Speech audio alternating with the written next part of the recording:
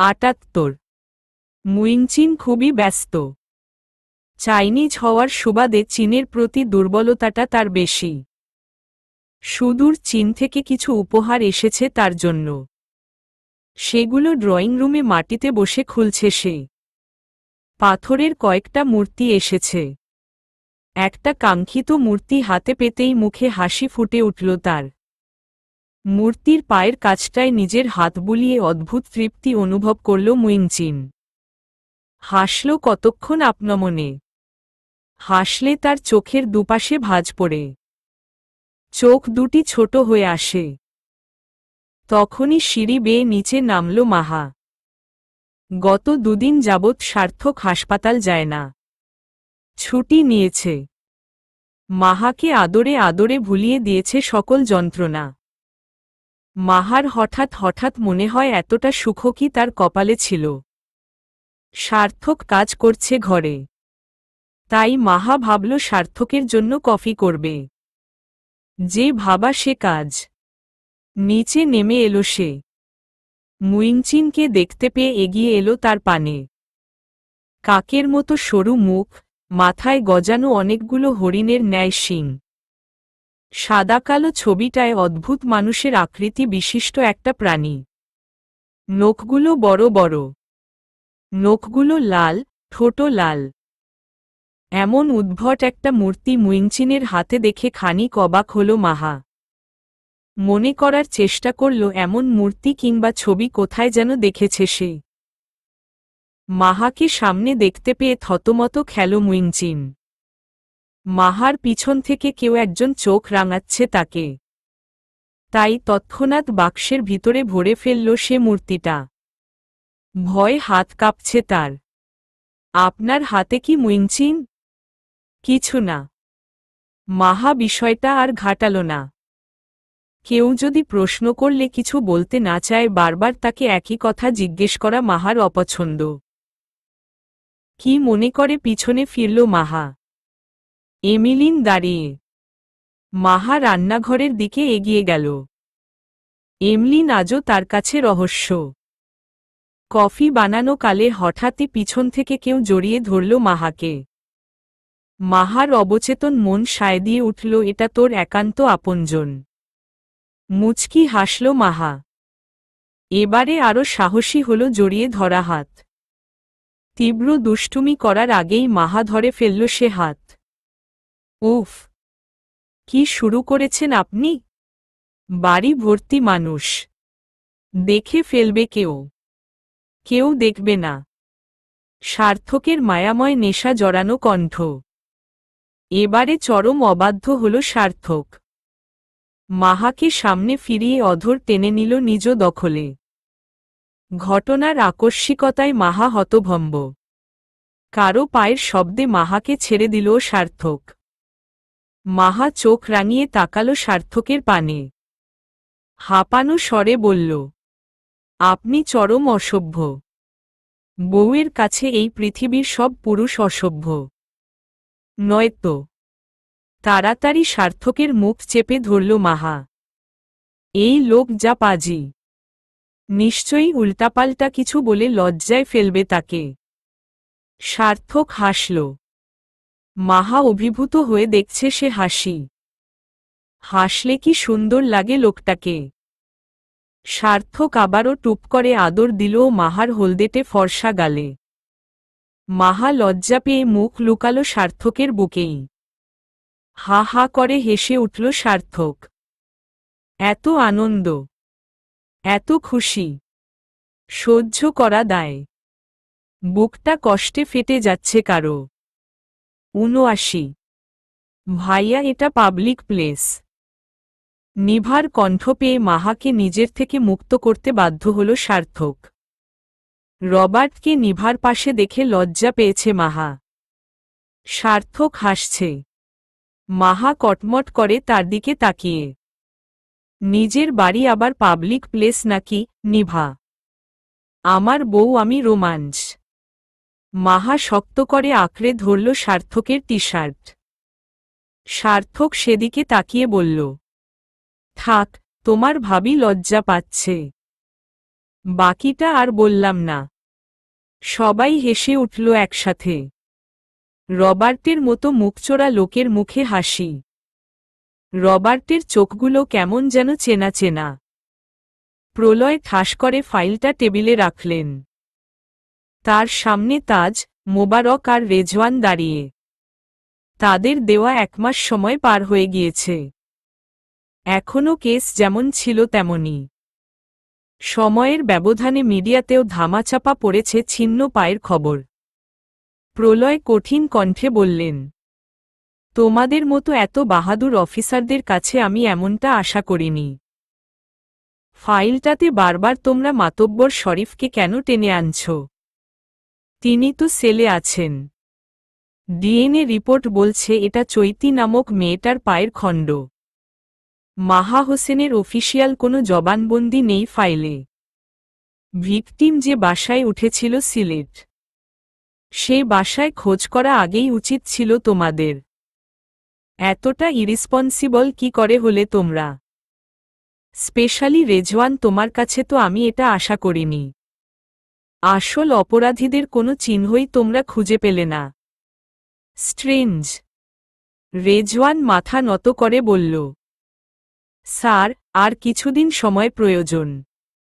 মাতব্বর শরীফের সাথে আমি আরেকবার দেখা করতে চাই। তিনি এ ব্যাপারে জানেন। আমার মনে হচ্ছে এসব কথা পুলিশের মুখে মানায় না। উপর মহল থেকে চাপ আসছে।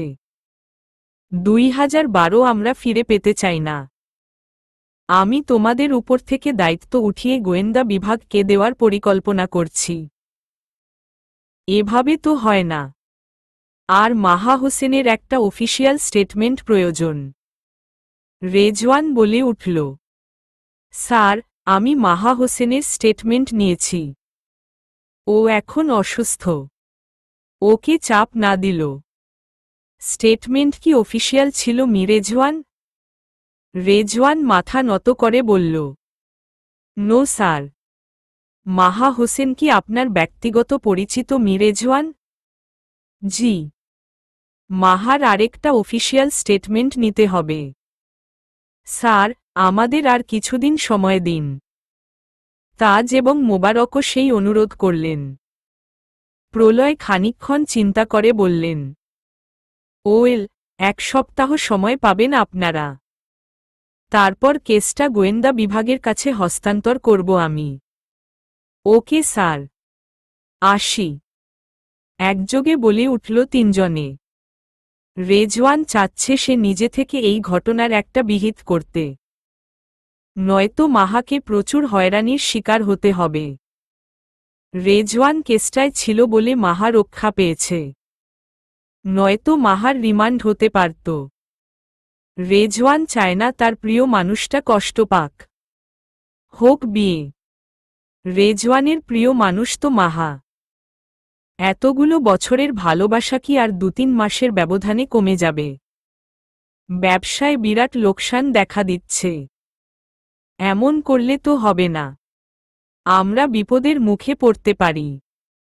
রাজার এমন উদাসীন মনোভাব সবাইকে ভাবাচ্ছে। কি ব্যবস্থা করা যায়? পথের কাঁটা উপড়ে ফেলা যায়। উহু, ক্ষতি আমাদের। রাগের কথা আর নাই বা বলি। সবকিছু ধ্বংস করে দিবে। তার কাছে সেই কাটাই ফুল। ফুলটা আমাদের গিনিপিগ। একযোগে হেসে উঠল 4 জন ব্যক্তি। কথোপকথন হয়েছে ইংলিশ ব্রিটিশ অ্যাকসেন্টে। 81। আজ বহুদিন পর রেজওয়ান মাহার সাথে দেখা করতে এসেছে। এভাবে না বলে আসাটা হয়তো ঠিক হয়নি। সদর দরজার বাইরে দাঁড়িয়ে বেল বাজাতে শঙ্কিত রেজওয়ান।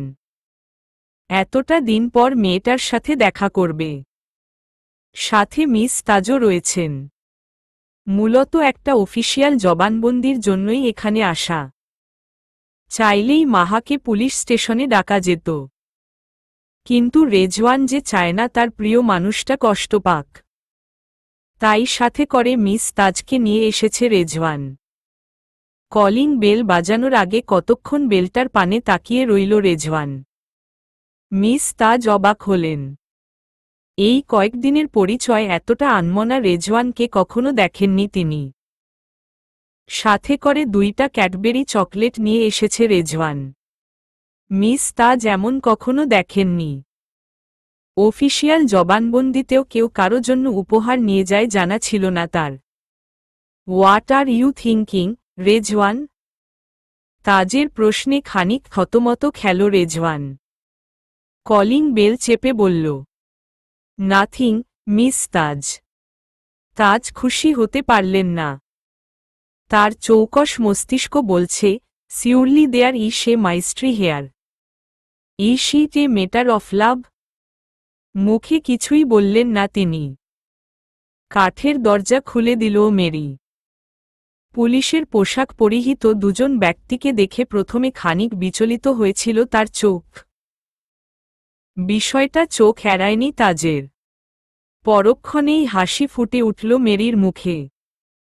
পরিচারিকা মেরি পরিচিত মুখের সন্ধান পেয়ে স্মিত হাসল। স্মিত হাসল বাইরে দাঁড়ানো দুজন ব্যক্তিও। মেরি নিজের ইংরেজি বুলিতে আপ্যায়নের সুরে বলল, প্লিজ, আপনারা ঘরে আসুন। সোফায় বসতে বলে মেরি দাঁড়াল পাশে। কি নিবেন স্যার, ম্যাম? চা, কফি না জুস?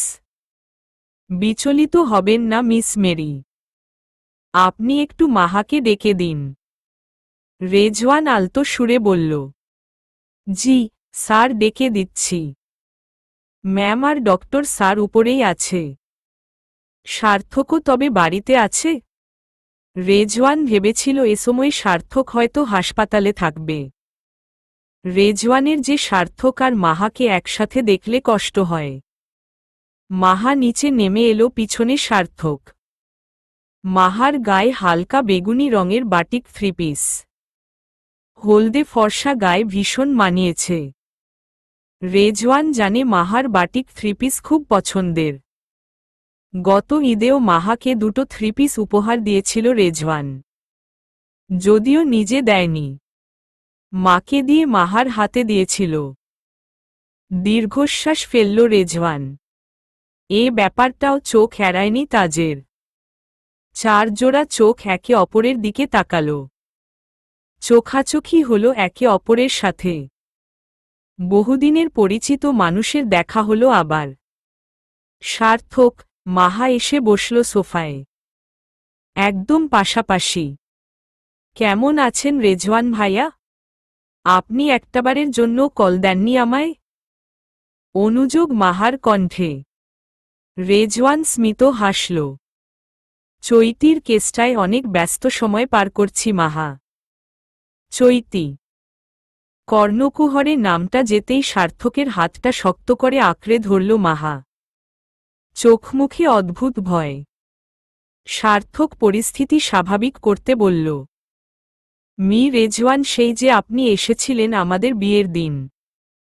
এরপর তো আপনার আর দেখাই নেই। বোনের খবরটা তো অন্তত নিতে পারতেন। 82। বিরক্ত হল রেজওয়ান। এমনিতেই অদ্ভুত কারণে সার্থককে পছন্দ না তার। তার উপর কথায় কথায় বোন, বোন আর বোন। রেজওয়ান জবাব দেওয়ার আগেই সার্থক আবার আওড়াল, কি পান করবেন বলুন? চা, কফি না জুস? কিছু একটা কর্ণকুহরে পৌঁছাতেই বিচলিত হল একজোড়া চোখ। উহু, একজোড়া নয়, 2 জোড়া বোধ হয়। কি হলো বলুন? সার্থকের বিচলিত কণ্ঠস্বর। মিস তাজ জবাবে বললেন, কফি। কফি খেতে পারি? সিউর। বলেই রান্নাঘরের দিকে তাকিয়ে হাঁক ছাড়ল সার্থক। গলা উঁচিয়ে ডাক লাগাল এমিলিনকে। এমিলিন চিরচেনা গম্ভীর রূপে বেরিয়ে এলেন। 4 কাপ কফি। এমিলিন শুনলেন। অতঃপর আবার রান্নাঘরে চলে গেলেন। ডক্টর সার্থক, আমরা আজ একটা বিশেষ কাজে এখানে এসেছি। রেজওয়ানের সুরটা গম্ভীর শোনাল। সার্থক চিরচেনা ঠোঁট বাঁকানো হাসি দিয়ে বলল, জি, কি সাহায্য করতে পারি মি রেজওয়ান? এবারে মাহার দিকে তাকালো রেজওয়ান। নিজের হাত দুটো সামনে এনে একসাথে মুঠোয় ভরে, মাহা আমরা আজ তোমার একটা অফিসিয়াল জবানবন্দি নিব। আমার। অবাক কণ্ঠে বিস্মিত সুরে আওড়ালো মাহা। সার্থক মাহার ডান হাতটা আঁকড়ে ধরে বলল, অবশ্যই মি রেজওয়ান। জিজ্ঞেস করুন। ভাইয়া, সেদিন তো আমি আপনাকে সবকিছু খুলে বলেছি একবার। মাহা, সেদিনের ব্যাপারটা অফিসিয়াল ছিল না। তাছাড়া ডিএনএ ম্যাচ হয়েছে। পায়ের খণ্ডাংশটা চৈতিরই। কথাটা শোনার সাথে সাথেই মাহার হাত পা ঠান্ডা হয়ে এসেছে। ঝিমঝিম করছে মাথা। খানিকক্ষণ নিষ্কুলস স্তব্ধ নয়নে মাহা তাকিয়ে রইল রেজওয়ানের পানে। নিজের কি অভিব্যক্তি প্রকাশ করবে ভেবে পেল না। সার্থক আলতো করে হাত বুলিয়ে দিল মাহার মাথায়। কানের কাছে গিয়ে আলতো করে বলল, শান্ত হও সোনা, আমি আছি তো। ভরসা পেল মাহা। চৈতি নামক মেয়েটা মাহার জীবনে অনেকাংশ জুড়ে ছিল। তার মৃত্যুর খবর আজ চূড়ান্তভাবে পেল মাহা। মন কাঁদছে তার। বাঁধ ভাঙা কান্না। মাহার কিছু মনে নেই। তবে মাঝে মাঝেই অবচেতন মস্তিষ্কে প্রশ্ন ওঠে, সে কি দায়ী? সেই চিন্তা মাহাকে ঘুমাতে দেয় না। সার্থকের বুকে মাথা দিয়ে কত রাত নির্ঘুম কাটিয়েছে মাহা। হঠাৎ হঠাৎ তার ভয় হয়। মনে হয় চৈতির দেহের খণ্ডগুলো আছে, আশেপাশে আছে, শূন্যে ভাসছে, তাকে ডাকছে। মাহা তখন ভয় পায়, বিচলিত হয়ে যায়। কামড়ে জখম করে দেয় সার্থকের বুক। সার্থক সব মাথা পেতে নেয়। ঘুম ঘুম চোখে শক্ত করে জড়িয়ে ধরে মাহাকে। মাথায় চুলে হাত বুলিয়ে দেয়। কখনো বা চূড়ান্ত ভালোবাসা দেয়। তখনই পাগলামি থামে মাহার। শান্ত, তৃপ্ত, ক্লান্ত মাহা ঘুমিয়ে পড়ে সার্থকের বুকে। সার্থক আর ঘুমায় না। চেয়ে থাকে নিজের অলকানন্দার দিকে। ভাগ্যের কাছে প্রশ্ন করে, কেন এত অদ্ভুত তার জীবন? সৃষ্টিকর্তায় বিশ্বাসী ছিল না সার্থক। হঠাৎ করেই মনের একটা অংশ সৃষ্টিকর্তার কাছে ফরিয়াদ করে, হে রক্ষাকর্তা, আমার মাহাকে তুমি ভালো রেখো। ৮৩। মাহা, তুমি ঠিক আছো? জি, ভাইয়া। তুমি যতটুকু জানো ততটুকু আবার খুলে বলো আমাদের। সার্থকের হাত আঁকড়ে ধরে আবার সেই পুরানো স্মৃতি একে একে তুলে ধরল মাহা। সবাই মনোযোগ দিয়ে শুনল সেই স্মৃতির পাতা। শেষটুকু বলেই দীর্ঘশ্বাস ফেলল মাহা। কয়েক ফোঁটা অশ্রু নেমে গেল কপল বেয়ে। মাত্র ২.৫-৩ মাসের ব্যবধানে বিপুল পরিবর্তন এসেছে তার জীবনে। সার্থক নামক মানুষটা তাকে নতুন করে বাঁচতে শিখিয়েছে। একটা পরিবারের স্বপ্ন দেখিয়েছে। একসময় মরণ চাওয়া মাহা এখন বাঁচতে চায়। নিজের একান্ত মানুষটার সাথে বাঁচতে চায়। কফি নিয়ে এলো এমিলিন। টি টেবিলে রেখে স্থান ত্যাগ করল নিজের। সার্থক আবার পরিস্থিতি হালকা করতে রেজওয়ানের হাতে কফি তুলে দিতে দিতে বলল, আপনারা কফিটা একটু টেস্ট করে দেখুন। এমলিন খুব ভালো কফি বানায়। বুকে রক্তক্ষরণ নিয়ে কফি হাতে নিল রেজওয়ান। চোখ শুধু বারে বারে যাচ্ছে ডান হাতে মাহার হাত আঁকড়ে ধরা সার্থকের হাতের দিকে। তখন মুইনচিনের ঘর থেকে গান ভেসে এলো। You come out at night. That's when the energy comes. And the dark side's light. And the vampire's room. You strut your Rasta wear. And your suicide poem. And a cross from a faith that died before Jesus came. You are building a mystery. You live in a church where you sleep with voodoo dolls. And you won't give up the search for the ghosts in the halls. You wear sandals in the snow. And a smile that won't wash away. Can you look out the window? Without your shadow getting in the way? You are so beautiful. With an edge and charm. But so careful. When I am in your arms. 'Cause you are working. Building a mystery. Holding on and holding it in. Yeah, you are working. Building a mystery. And choosing so carefully. You woke up screaming aloud. A prayer from your secret God. You feed off our fears. And hold back your tears, oh. Give US a tantrum. And a know-it-all grin. Just when we need one. When the evening's thin. You are a beautiful up man. You are setting up your razor wire shrine. 'Cause you are working. Building a mystery. Holding on and holding it in. Yeah, you are working. Building a mystery. And choosing so carefully.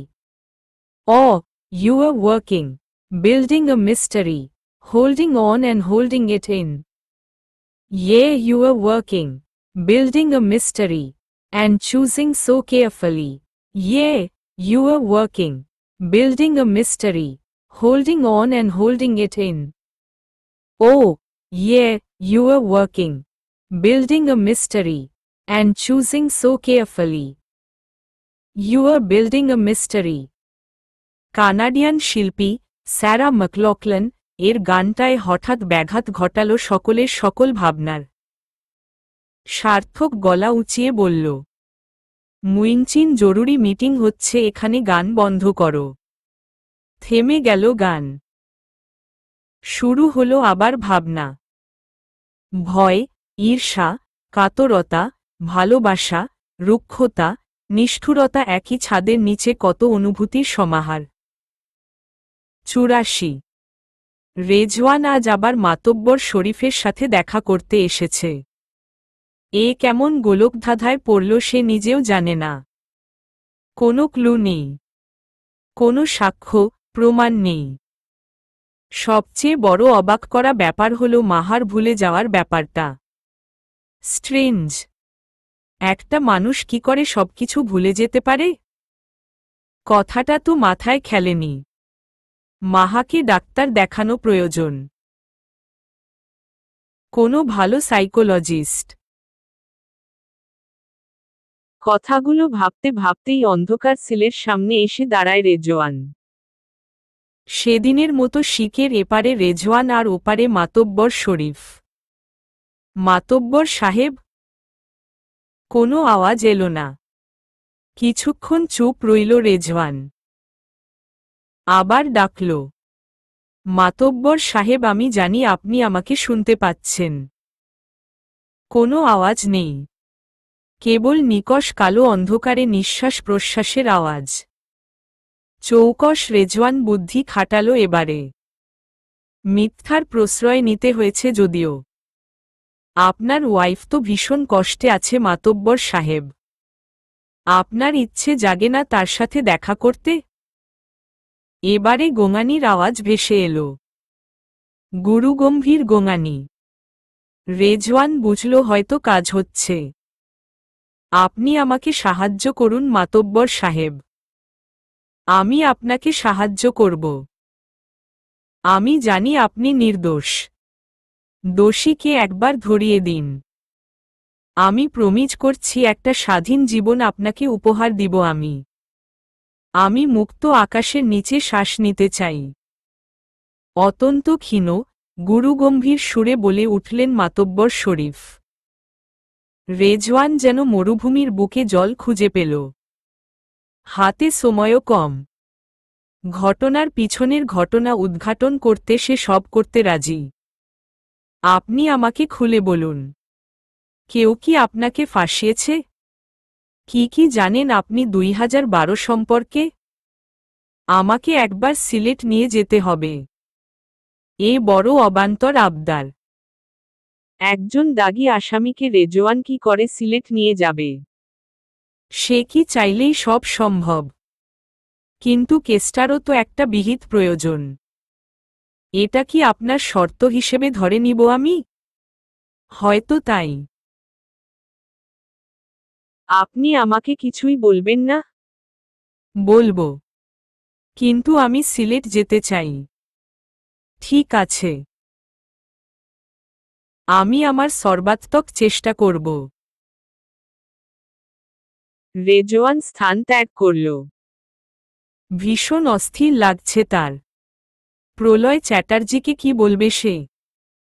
এই নিয়ে তিনবার এশা রাস্তায় বসে আছে।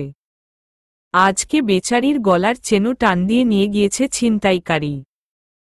গলায় টান লাগায় দাগ বসে গেছে। শ্যামলবরণ বলেই বোঝা যাচ্ছে না। ফর্সা হলে হয়তো লালচে দাগটা স্পষ্ট বোঝা যেত। কনস্টেবল মুন্সি গাড়ি ড্রাইভ করছিল। পাশে রেজওয়ান বসে ফাইল চেক করছে। হঠাৎ গাড়ি থামাতে মুন্সির দিকে জিঘাংশু দৃষ্টিতে তাকিয়ে রেজওয়ান ফাইল হতে মুখ তুলে সামনে চায়নি, সোজা চেয়েছে মুন্সির দিকে। মুন্সি চিন্তিত মুখে বলল, স্যার, সামনে ভিড়। রেজওয়ান সামনে তাকায় এবার। সত্যিই ভিড়। ফাইল রেখে নেমে যায় গাড়ি থেকে। পুলিশ ইউনিফর্ম পরিহিত রেজওয়ানকে দেখে সরে যায় মানুষজন। রাস্তার পাটাতনে গালে হাত দিয়ে উদাস ভঙ্গিতে ক্রন্দনরত মুখে বসে আছে এশা। রেজওয়ান ভেবে পায় না। পাশ থেকে একজন বলে উঠে, মাইয়াডার গলার চেন লইয়া ভাগছে ছিনতাইকারী। রেজওয়ান কেমন প্রতিক্রিয়া দেখাবে বুঝতে পারছে না। এই দেশের সব ছিনতাইকারী কি খালি এই মেয়েটাকেই চোখে দেখে? রেজওয়ানকে সামনে দেখে ছলছল চোখে তাকালো শ্যামবতী। অতঃপর ঝোড়ো করে কেঁদে দিল। রেজওয়ান এগিয়ে গিয়ে আঁকড়ে ধরল এশার হাত। গাড়ির কাছে এসে মুন্সিকে বলল, মুন্সি, পানির বোতলটা দাও। জি, স্যার। মুন্সি পানির বোতল দিতেই রেজওয়ান নিজের হাতে নিল বোতলটা। এতক্ষণ কেউই কারো সাথে কথা বলেনি। নাও। রেজওয়ান বলতে দেরি আর সে পানি নিয়ে ঢকঢক করে পান করতে দেরি হয়নি এশার। বেচারি অতিদ্রুত করতে গিয়ে বিপত্তি বাঁধিয়ে ফেলল এবারে। বিষম খেয়ে যাচ্ছে তাই অবস্থা। রেজওয়ান বিরক্ত হল এবারে।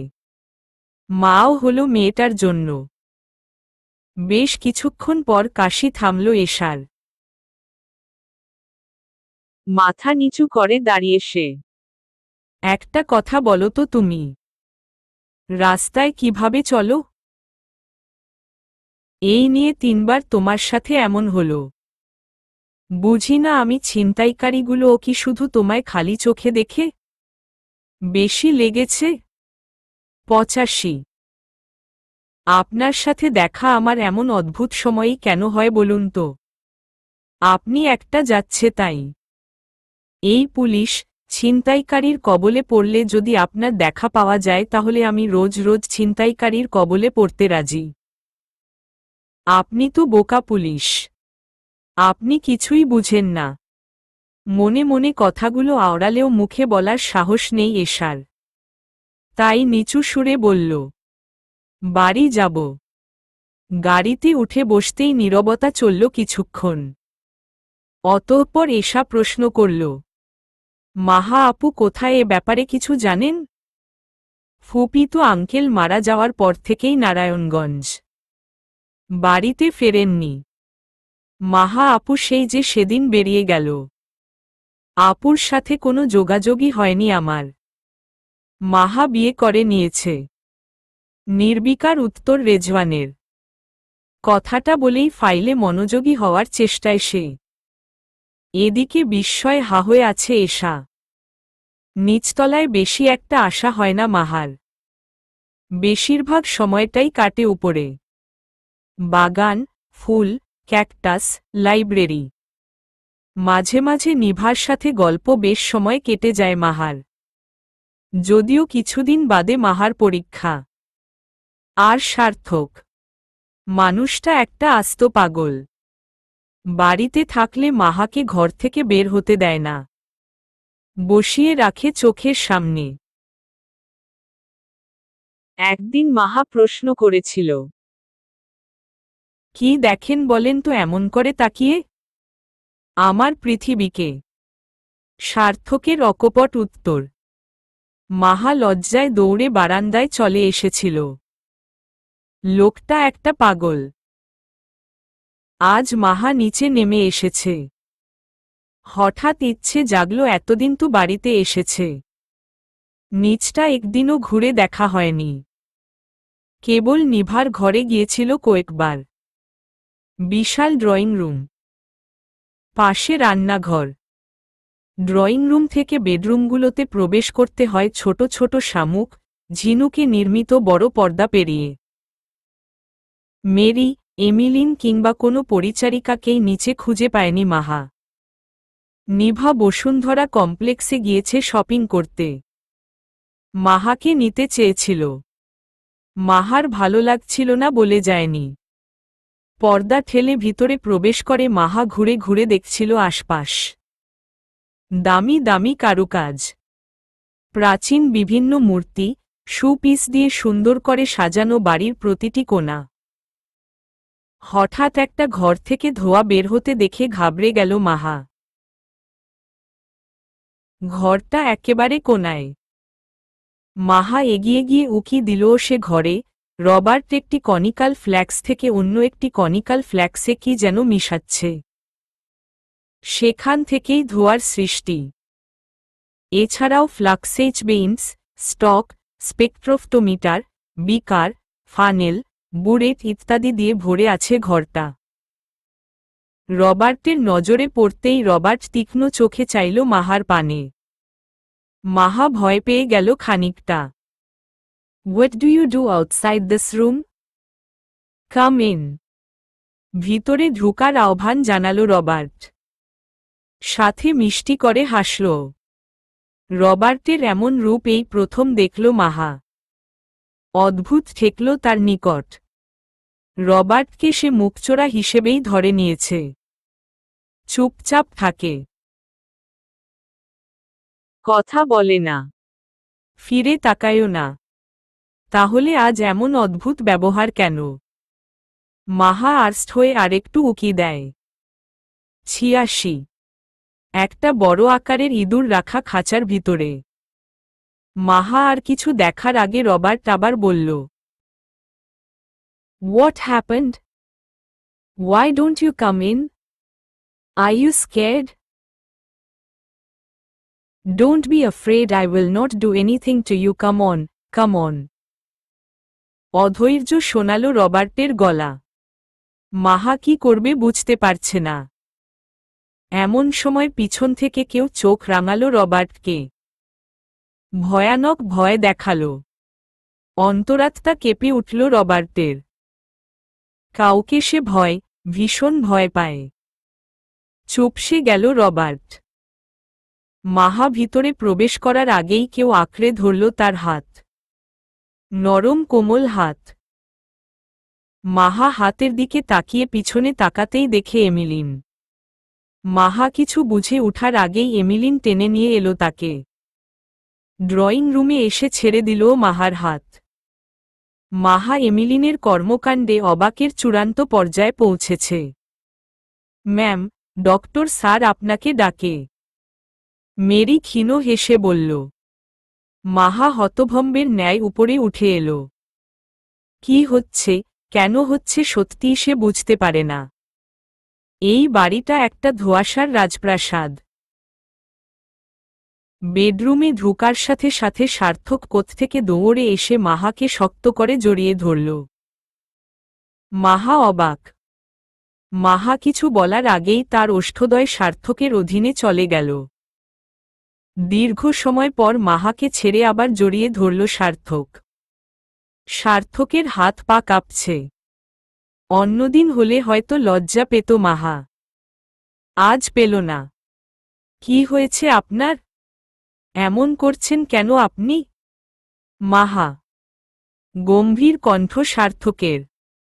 আমি তোমাকে ভীষণ ভালোবাসি, মাহা। বলেই মাহার চুলে মুখ ডুবাল সার্থক। এমন শক্ত করে জড়িয়ে ধরে রেখেছে যেন ছেড়ে দিল পাখি চলে যাবে নীড় ছেড়ে। দূরে, বহু দূরে। তা কি কখনো হতে দিবে সার্থক? নিজের অলোকানন্দাকে কি কখনো নিজের থেকে দূর করে দিবে? সার্থক পারবে না, কখনো পারবে না। আবারও আর্দ্র ভালোবাসায় সিক্ত হল গৃহে বিদ্যমান দুটো প্রাণ। একজন সর্বোচ্চ ভালোবাসা দিয়ে আঁকড়ে ধরতে চাইল নিজের প্রাণপাখিকে। অপরজন সিক্ত ভালোবাসায় লজ্জার খোলসে আবৃত হচ্ছে, আবার কখনো সাহসী হয়ে উঠছে। 87। তুমি যা বলছো ভেবে বলছো তো রেজওয়ান? তুমি একটা দাগী আসামিকে নিয়ে সিলেট যেতে চাও? প্রলয় চ্যাটার্জি ভীষণ অবাক হয়েছেন। অবাক হলে তিনি আপনি থেকে তুমিতে নেমে আসেন। সেই সাথে মি সম্বোধনটাও করেন না। স্যার, আমি যা বলছি ভেবে বলছি। আমাকে একটা সুযোগ দিন। এই নিয়ে কতবার তো একই কথা বললে। এটাই কিন্তু তোমার শেষ সুযোগ রেজওয়ান। এরপরে আমি কেসটা সিআইডিকে হস্তান্তর করব। তুমি ড্রাগের কেসটা দেখবে। এই কেস নিয়ে এখন মিডিয়ায় বেশি মাতামাতি নেই। এটা সিআইডি আস্তে ধীরে সলভ করুক। স্যার, তাহলে কি আমি সুযোগটা পাচ্ছি? মি রেজওয়ান, তোমায় আমি ভরসা করি। তবে এটাই শেষ। রেজওয়ান কৃতজ্ঞতার হাসি হাসল। অতঃপর বেরিয়ে এলো বাইরে। মুন্সিকে বলল, জেলখানায় যাব একটু। অন্ধকার ঘরে কথা হচ্ছে দুজন মানবমানবীর। তেজস্বী মানবী যেন সবটা জেনেও এই মানুষটার সামনে অপারগ। ভালোবাসা কি এতই শক্তিশালী? এতটা তেজস্বী মেয়েকেও বদলে দেয়। আগামীকাল সিলেট যাবে। সাথে কড়া পাহারা থাকবে। প্লিজ তুমি কিছু করতে যেও না। নির্ঘাত ধরা পড়বে। বাঁকা হাসল সামনের মানুষটা। এ যেন বাঘকে বলা স্বীকার করো না। মানবী কিছুটা কষ্টমাখা গলায় বলল, তুমি কি আমায় কোনো দিনও বুঝবে না? এতটা দিন তোমাকে এত সব ইনফরমেশন দিচ্ছি। তুমি কি বুঝতে পারো না আমি তোমাকে ভালোবাসি? হা হা করে হেসে উঠল অন্ধকার মানব। অতঃপর গম্ভীর সুরে বলল, কেন? আমি খারাপ জানো না? একজন দেশরক্ষী হয়েও আমার মতো অপরাধীর সাথে তোমার এত সখ্যতা মানায় না। এই মুহূর্তে আমি ঠিক কি করতে পারি তুমি নিশ্চয়ই তা জানো। আমি সব মেনেই তোমাকে ভালোবাসি। একটু জুস খাবে? ঘাবড়ে গেল অন্ধকার মানবী। কষ্টমাখা গলায় বলল, তুমি খুব খারাপ। খুব। আমি তো তা জানি। মানবী বেরিয়ে গেল। অন্ধকার মানব সোফায় বসে মাউথ অর্গান বাজাতে ব্যস্ত। সেই সাথে ছক কষে নিল আগামী দিনের। বাঁকা হাসল আবারও। যে কাজটা সে করে সে কাজটা তার ভীষণ প্রিয়। পৃথিবীর কোনো শক্তিই তাকে এই কাজ থেকে ফেরাতে পারবে না। ভোরের দিকে মাতব্বর শরীফকে নিয়ে রেজওয়ান রওনা দিল সিলেটের পথে। কাকপক্ষীও এই খবর জানে না। সাথে আছেন 5 জন পুলিশ কর্মকর্তা। দুটো গাড়ি। সবাই ছদ্মবেশে আছে। মাতব্বর শরীফকে ভয়ানক লাগছে দেখতে। এতদিন পর বাইরের আলো গায়ে লাগায় কুকড়ে গিয়েছিলেন তিনি। এত আলো সহ্য হচ্ছিল না তার। এখন শয় এসেছে অনেকটা। বড় বড় দাড়ি, লাল চোখ। কতটা ভয়ানক লাগছে তাকে দেখতে। স্বয়ং পুলিশ কর্মকর্তারাই ভয় পেয়ে গিয়েছিলেন। মুন্সির রাগও হল নিজের স্যারের উপর। কি দরকার দাগী আসামির কথা শোনার? স্যার কি বোকা? গাড়ি চলছে ঢাকা সিলেট মহাসড়ক ধরে। হঠাৎ থেমে গেল গাড়ি। স্থানটা নির্জন, দুপাশে জঙ্গল। রেজওয়ান প্রশ্ন করল, কি ব্যাপার মুন্সি? গাড়ি থামালে কেন? স্যার, সামনের গাড়ি থেমে গেছে। 88। সামনের গাড়িতে মাতব্বর শরীফ রয়েছেন। রেজওয়ান তৎক্ষণাৎ বের হওয়ার জন্য গাড়ির দরজা খুলতেই ধোঁয়ায় ভরে গেল চারপাশ। কাঁদুনে গ্যাসের দাপুটে প্রভাবে চোখ জ্বলছে সবার। রেজওয়ান সময় নষ্ট না করে জলদি বের হল। পিস্তল হাতে নিয়ে কিছু বুঝে উঠার আগেই তার বাম হাতে গুলি করল কেউ। লাল রঙের তরল গলগল করে বের হচ্ছে। রেজওয়ান অসহায় হয়ে বুজে আসা চোখে কেবল দেখল মাতব্বর শরীফকে টেনে হিচড়ে নিয়ে যাচ্ছে কয়েকজন। এরপরের ঘটনা রেজওয়ান জানে না। রেজওয়ানের জ্ঞান ফিরল দিন দুয়েক পর। ততদিনে সারা দেশে খবর ছড়িয়ে পড়েছে। পুলিশের ব্যর্থতায় নিখোঁজ হলেন সিরিয়াল কিলার মাতব্বর শরীফ। প্রলয় চ্যাটার্জি সহ অন্যান্য বড় কর্মকর্তাদের উপর উপরমহল থেকে চাপ আসছে। সারা দেশে থমথমে পরিবেশ বিদ্যমান। আবার সেই 2012 কেউ দেখতে চায় না। রেজওয়ানের উপর অনেকটা ক্ষিপ্তও তিনি। কি দরকার ছিল একজন দাগী আসামিকে বাইরে আনার? প্রলয় চ্যাটার্জিকে দেখে উঠে বসার চেষ্টায় রেজওয়ান। সাথে আরও কয়েকজন পুলিশ কর্মকর্তা রয়েছেন। আপনি অসুস্থ মি রেজওয়ান? উঠার চেষ্টা না করাই ভালো, গম্ভীর গলায় বললেন প্রলয়। রেজওয়ান ভয় পাচ্ছে। আপনি যে কাজটা করেছেন তা একদম ঠিক করেননি রেজওয়ান। হাতের ব্যথা নিয়েই উঠে বসল রেজওয়ান। প্রলয় এবার গুরুগম্ভীর সুরে বললেন, একটা দাগী আসামি গায়েব। গত দুদিন যাবৎ মিডিয়া, মন্ত্রী পরিষদ সব জায়গা থেকে চাপ আসছে আমার উপর। আমি আপনাকে ভরসা করেছিলাম রেজওয়ান। আপনি ভরসার অবমাননা করলেন। আজ থেকে আগামী 6 মাসের জন্য আপনাকে বরখাস্ত করা হল। নোটিশ শীঘ্রই পৌঁছে দেওয়া হবে আপনাকে। কথাটুকু সেরেই বেরিয়ে গেলেন প্রলয় চ্যাটার্জি।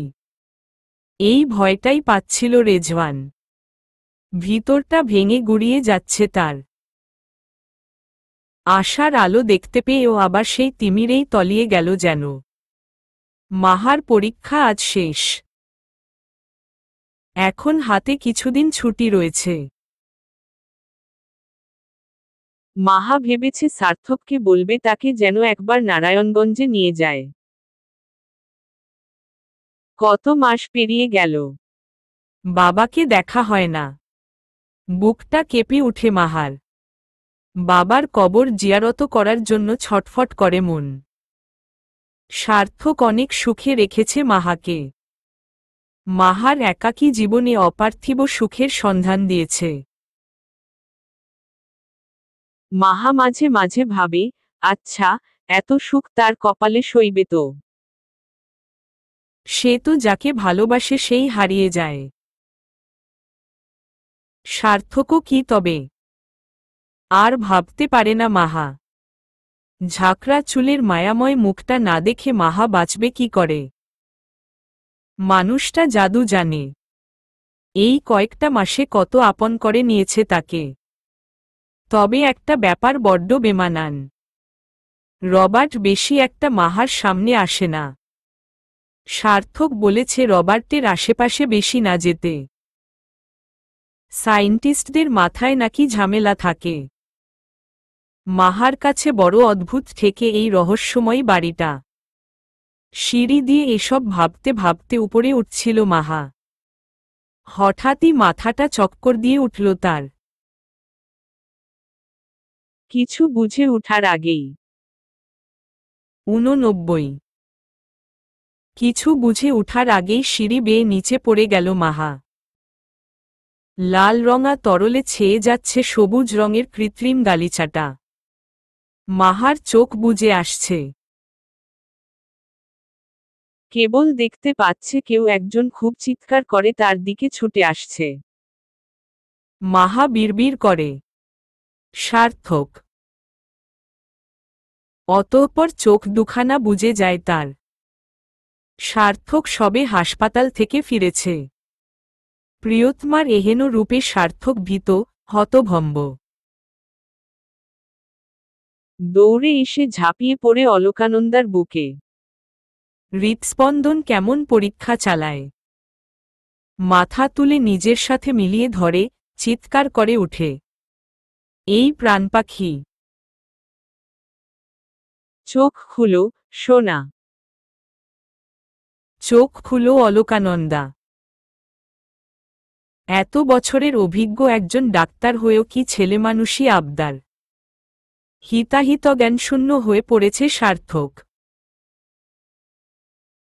মস্তিষ্ক বলছে, বোকা মানব, এই মুহূর্তে নারীদেহটি হাসপাতালে না নিলে ছেড়ে চলে যাবে এই জগৎ সংসার। সার্থক চিৎকার করে দুরুক্তি করে, না, না, আমার অলকানন্দা আমাকে ছেড়ে কোথাও যাবে না। কোথাও না। সার্থকের গগনবিদারী চিৎকারে নিভা, এমিলিন, মেরি, মুইংচিন, রবার্ট সহ অন্যান্য সব পরিচারিকা দৌড়ে আসে বিশাল হল রুমটায়। চোখ কপালে উঠে সকলের। কৃত্রিম সবুজ গালিচায় রক্তের স্রোত বয়েই চলেছে। সার্থক পাগলের মতো প্রলাপ বকছে। হিতাহিতজ্ঞান সত্যিই লোপ পেয়েছে তার। নিভা চিন্তাগ্রস্তের ন্যায় দৌড়ে আসে সার্থকের পানে। ভাইয়া, কি হয়েছে ওর?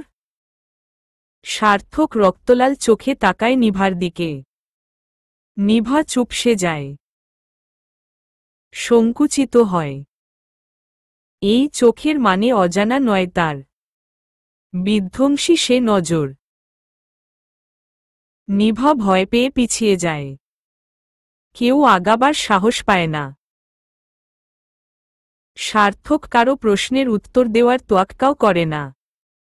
কোলে উঠিয়ে প্রাণভোমরা কে নিয়ে চলে হাসপাতালে। ও নেগেটিভ রক্তধারী মাহার শরীর থেকে প্রচুর রক্তক্ষরণ হয়েছে। সার্থক দুদণ্ড বসে থাকেনি কোথাও। পাগলের মতো রক্তের সন্ধান করেছে। অবশেষে ডক্টর ওয়াসিফের ছেলের দুব্যাগ রক্তে মাহার বিপদ কেটেছে খানিকটা। সারারাত সার্থক মাহার পাশেই বসেছিল। ভোরের আলো ফুটছে পূর্বদিগন্তে। নাম না জানা পাখির কলকাকলি কানে ভাসছে। ছিমছাম কেবিনের বারান্দায় দাঁড়িয়ে সার্থক সাদা বেডে পড়ে থাকা মলিন ঘুমন্ত মুখটার পানে চেয়ে আছে নির্নিমেষ। এই মেয়েটাই যে তার সব। তার হৃদয়ের একচ্ছত্র রানী। তার মনোরাজ্যের সিংহাসনের অধিকারিণী। সার্থকের অলকানন্দা। সার্থক ভেবেছিল মাহা প্রেগন্যান্ট। গত কয়েকদিনের গতিবিধি নতুন অতিথি আগমনের জানান দিচ্ছিল যেন। ভেবেছিল প্রেগন্যান্সি কিট দিয়ে পরীক্ষা করতে বলবে মাহাকে। আজ হাসপাতালে এসে সে ভাবনা ভুল প্রমাণিত হয়েছে। মাহা প্রেগন্যান্ট নয়। শরীর দুর্বল, প্রেশার লো। ডাক্তার ওয়াসিফি গতকাল মাহার অপারেশন করেছেন। মাথায় গভীর আঘাত পেয়েছে মেয়েটা। যান্ত্রিক ফোনটা বেজে উঠছে একটানা। হাসপাতালের নিস্তব্ধতা ভেদ করে যা ভীষণভাবে কানে লাগছে। অনিচ্ছা সত্ত্বেও রিসিভ করল সার্থক। ডক্টর ফায়রাজ, আপনি আমার কেবিনে আসুন। জি, ডক্টর। ঘুমন্ত মাহার কপালে একটা আর্দ্র চুমু খেয়ে বাইরে বেরিয়ে এলো সার্থক। গন্তব্য ডক্টর ওয়াসিফের কেবিন। আসব। মাহার সিটি স্ক্যানটাই মনোযোগের সাথে দেখছিলেন doctor Wasif. Doctor Wasif neurology, gynaecology দুই বিভাগেই সমান পারদর্শী, সেই সাথে ডিএফএম ডিগ্রিধারী। অসাধারণ তার মেধাশক্তি। ডাক্তারি সেক্টরে আসার পর জীবনের প্রায় প্রতিটি মুহূর্ত তিনি ডাক্তারি পড়ায় ব্যয় করেছেন। দিন দুনিয়া সংসার ভুলে কেবল সময় দিয়েছেন এই ডাক্তারি জগতের পিছনে। সার্থকের ডাকে সেদিক পানে তাকিয়ে ভিতরে প্রবেশের নির্দেশ দেন। 90। বসুন ডক্টর ফায়রাজ। মাহার ব্রেন কন্ডিশন কেমন ডক্টর? এখন কিছুটা ঠিক আছে, তবে আমি এমন কেসের আগে কখনো দেখিনি ডক্টর ফায়রাজ। ওর ব্রেনের কিছু নার্ভাস অদ্ভুত ঠেকেছে আমার কাছে। তারা নিশ্চল আবার সচল। বিষয়টা খুবই জটিল। আমার ধারণা ওর শরীরে এমন কোনো তরল পদার্থ পুশ করা হচ্ছে যার ফলে ওর নার্ভস নিশ্চল হয়ে পুনরায় সচল হয়ে উঠছে। এটা খুবই আশ্চর্যজনক ঘটনা ডক্টর ফায়রাজ। আপনার স্ত্রী কি বিগত কয়েক মাসের ঘটনা মনে রাখতে পারছে? হঠাৎই একটা কথা কর্ণকুহরে পৌঁছাতেই চোয়াল শক্ত হয়ে আসে সার্থকের। মাথার দুপাশে শিরাগুলো দপদপ করে ফুলে ওঠে। হাত মুঠো করে নিজেকে শান্ত করে সার্থক। গম্ভীর অথচ শান্ত কণ্ঠে জিজ্ঞেস করে, পুশ করা হচ্ছে মানে? আমার ধারণা তরলটা কিছু ঘন্টা পূর্বেও আপনার স্ত্রীকে দেওয়া হয়েছে। এবারে ধৈর্যের বাঁধ ভাঙে সার্থকের। আসছি বলে বেরিয়ে পড়ে ডক্টর ওয়াসিফের কেবিন থেকে। নার্স নাজমা ফোন করলেন ডক্টর জিনিয়া তাবাসসুমকে। জিনিয়া কিছুদিনের ছুটি নিয়েছে। হাসপাতালে তার আসা হয় না গত দুদিন যাবৎ। Hello madam. জি নাজমা আপা বলুন। ম্যাডাম স্যারের ওয়াইফের অপারেশন হয়েছে গতকাল রাতে। খুবই ক্রিটিক্যাল সিচুয়েশন ছিল। এখনও আইসিইউতে ভর্তি। কোনো স্যার? সার্থক স্যার। হোয়াট? বিস্মিত হল জিনিয়া। কি হয়েছে? মাথা ফেটে গেছে। এখন কেমন আছে? কিছুটা ভালো। আচ্ছা ঠিক আছে, আজ রাখছি নাজমা আপা। Okay madam. ফোনটা কেটে দেয় জিনিয়া। নাজমা ভেবেছিলেন হয়তো একটু বাওভা বা উপহার পাবেন খবর চালানোর জন্য। তার কিছুই হল না। মনক্ষুণ্ণ হল নার্স নাজমার। ডক্টর জিনিয়া পরিবর্তন হয়ে গিয়েছেন। অনেকটা পরিবর্তন চোখে পড়ে। সারাদিনেও মাহার অবস্থার পরিবর্তন হয়নি। সেই আইসিইউতে সাদা বেডটায় কত শত যন্ত্রপাতির ভিড়ে শুয়ে আছে মাহা। সার্থক একদৃষ্টিতে তাকিয়ে আছে মাহার হলদে ফর্সা মুখমণ্ডলের দিকে। বুকটা খচখচ করছে বেদনায়। মাথায় রাগ চড়ে আছে। আজ তবে হোক একটা ধ্বংসলীলা। মাহার মুখে অজস্র চুমু খেয়ে একটা জরুরি কাজে বাইরে বেরিয়ে যায় সার্থক। অন্ধকার ঘর। চারদিকে কেবল দেয়াল। ছোট একটা দরজা। ঘরে ঢুকতেই নাকে লাগে তীব্র গন্ধ। কি বিদঘুটে সে গন্ধ! এমন নিকষ কালো আধারে জ্বলে উঠে একটা টিমটিম হলদে লাইট। নীল চোখের ফর্সা এক মানবকে বেঁধে রাখা হয়েছে। ব্যথায় আর্তনাদ করছে মানবটি। তার সামনে কাঠের চেয়ারে ঘাড় বাঁকিয়ে বসে আছে এক ছায়ামানব। গুরুগম্ভীর তার নিস্তব্ধতা, গা ছমছমে তার বাঁকা হাসি। নীল চোখের মানব বার কয়েক শুকনো ঠোঁট জিহ্বা দিয়ে ভিজানোর চেষ্টা চালায়। সে ব্যর্থ। জিহ্বাও যে শুকিয়ে আসছে। এই পৃথিবীর গুটি কয়েক মানুষ জানে সামনের মানুষটা ঠিক কতটা নির্মম। তার হৃৎপিণ্ডখানা টেনে ছিঁড়ে বের করে নিলেও অবাক হবে না সে। মাউথ অর্গান বাজাচ্ছে ছায়ামানব। তরতর করে ঘামছে নীল চোখের মানব। দেখা যাক কি বিধ্বংসী খেলা হয় আজ। 91। ওয়েন্ডিগো হল একটি পৌরাণিক প্রাণী বা অশুভ আত্মা যা কানাডার পূর্ব উপকূলীয় বন, মার্কিন যুক্তরাষ্ট্রের গ্রেট সমভূমি অঞ্চল এবং মার্কিন যুক্তরাষ্ট্রের গ্রেট লেক অঞ্চল এবং কানাডা, অ্যালগনকুইয়ান পারিবারিক ভাষার বক্তা হিসাবে আধুনিক জাতিতত্ত্বে গোষ্ঠীভুক্ত এর আশেপাশে অবস্থিত ফার্স্ট নেশনসের লোককাহিনী থেকে উদ্ভূত হয়েছে। ওয়েন্ডিগোকে প্রায়শই একটি নরক আত্মা বলা হয়, কখনো কখনো মানুষের মতো বৈশিষ্ট্যযুক্ত প্রাণী হিসাবে চিত্রিত করা হয়, যা মানুষের উপর ভর করে। ওয়েন্ডিগো অতৃপ্ত লোভক্ষুধার অনুভূতি, অন্য মানুষকে নরখাদক করার উপায়, সেই সাথে এর প্রভাবে যারা পড়ে তাদের হত্যা করার প্রবণতাও আছে। এই আত্মা এক অতৃপ্ত আত্মা, যা মানুষের ভিতরে বিদ্যমান নরপশুটাকে জাগিয়ে তোলে, তাকে বিধ্বংসী করে তোলে। ওয়েন্ডিগো হায়নার চেয়েও ধারালো, কখনো নিজের শিকারকে সে ছেড়ে দেয় না। ছায়া মানব, সে ওয়েন্ডিগোর মতো ধারালো কিংবা তার চেয়েও বেশি। মাউথ অর্গান বাজানো শেষে নীল চোখের ব্যক্তিটার সামনে এসে দাঁড়ায় ছায়া মানব।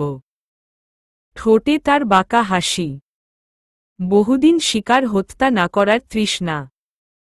নীল চোখের মানব কাপা কাপা সুরে ব্রিটিশ অ্যাকসেন্টে বলে, এবারের মতো দয়া করো, শেষ একটা চান্স দাও, আমি কখনো ওই ভুল করব না, কখনো না।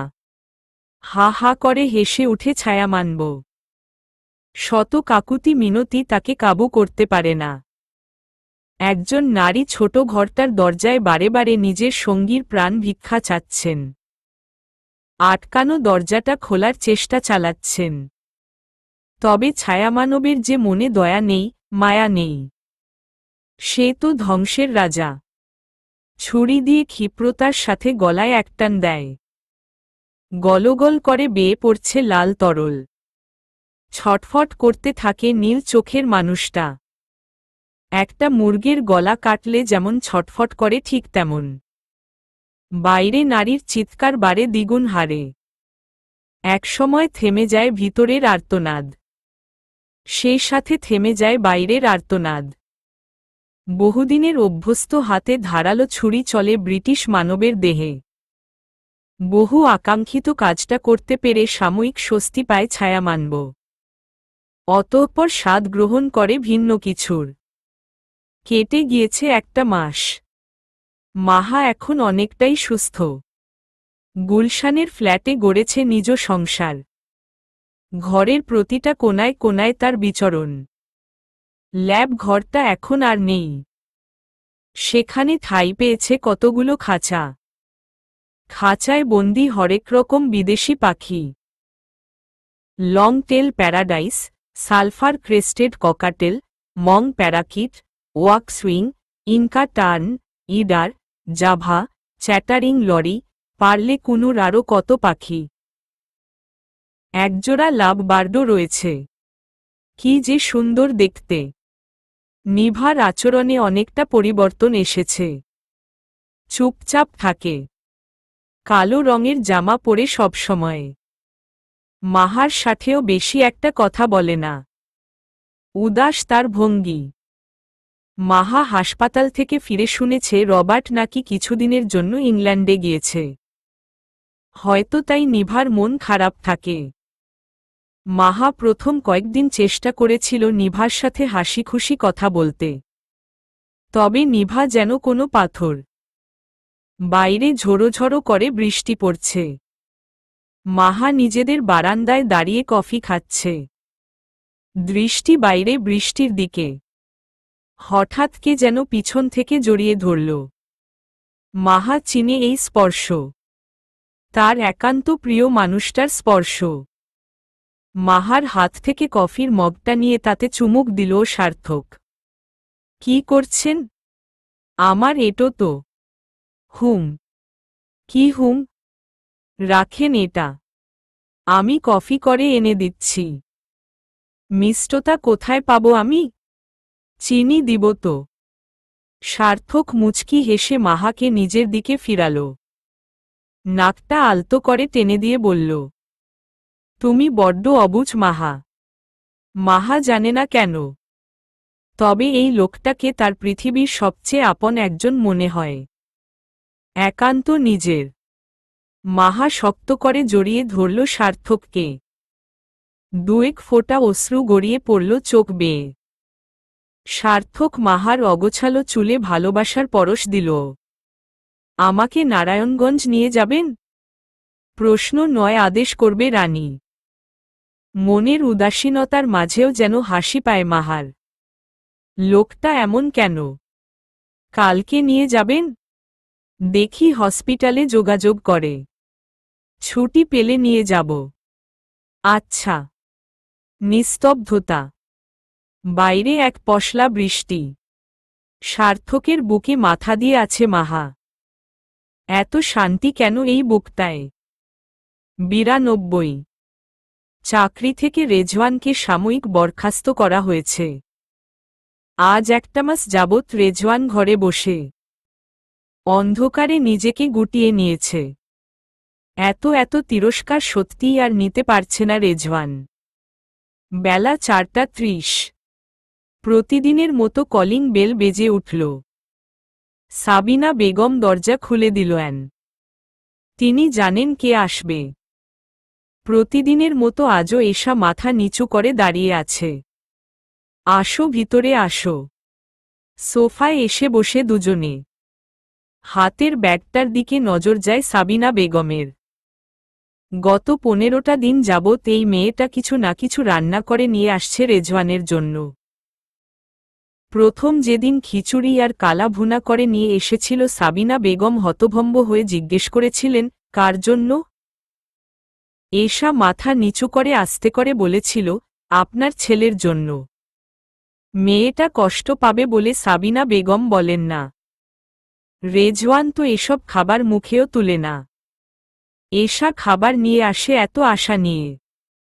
সাবিনা বেগম যেন কিছু বলতে গিয়েও বলতে পারেন না। শ্যামবতী মেয়েটার মুখে ভীষণ মায়া। আন্টি, আমি আজ আপনার জন্য আর আপনার ছেলের জন্য একটু হাঁসের মাংস, চালের রুটি করে নিয়ে এসেছি। খেয়ে বলুন না আন্টি, কেমন হয়েছে? বলতে বলতেই বাটিগুলো মেলে সাবিনার সামনে তুলে ধরল এসা। খুব সুন্দর ঘ্রাণ ছড়িয়ে পড়েছে ইতিমধ্যে। সাবিনা বেগম রুটি ছিঁড়ে হাঁসের মাংস তার ভিতরে পুরে মুখে দিলেন। এক কথায় অসাধারণ স্বাদ। ঝাল হাঁসের মাংস আর রুটি এত মজা তিনি আগে কত খেয়েছেন এমন কখনো খাননি। পুরো 3টে রুটি, অর্ধেক বাটি হাঁসের মাংস খেয়ে তৃপ্তির ঢেকুর তুললেন সাবিনা। তিনি একটু ভোজনরসিক বটে। খুশিতে গদগদ হয়ে বললেন, তুমি তো চমৎকার রান্না করো মেয়ে। এসা একটু লজ্জা পেল যেন। হবু শাশুড়ির প্রশংসা প্রত্যেক হবুবুয়েরই ভালো লাগে। হায় হায়, কিসের হবুবু আর কিসের শাশুড়ি? বোকা পুলিশ তো কিছুই বুঝে না। আর এখন তো বিরহে দিন পার করছেন তিনি। আপনার ছেলের ভালো লাগবে তো আন্টি?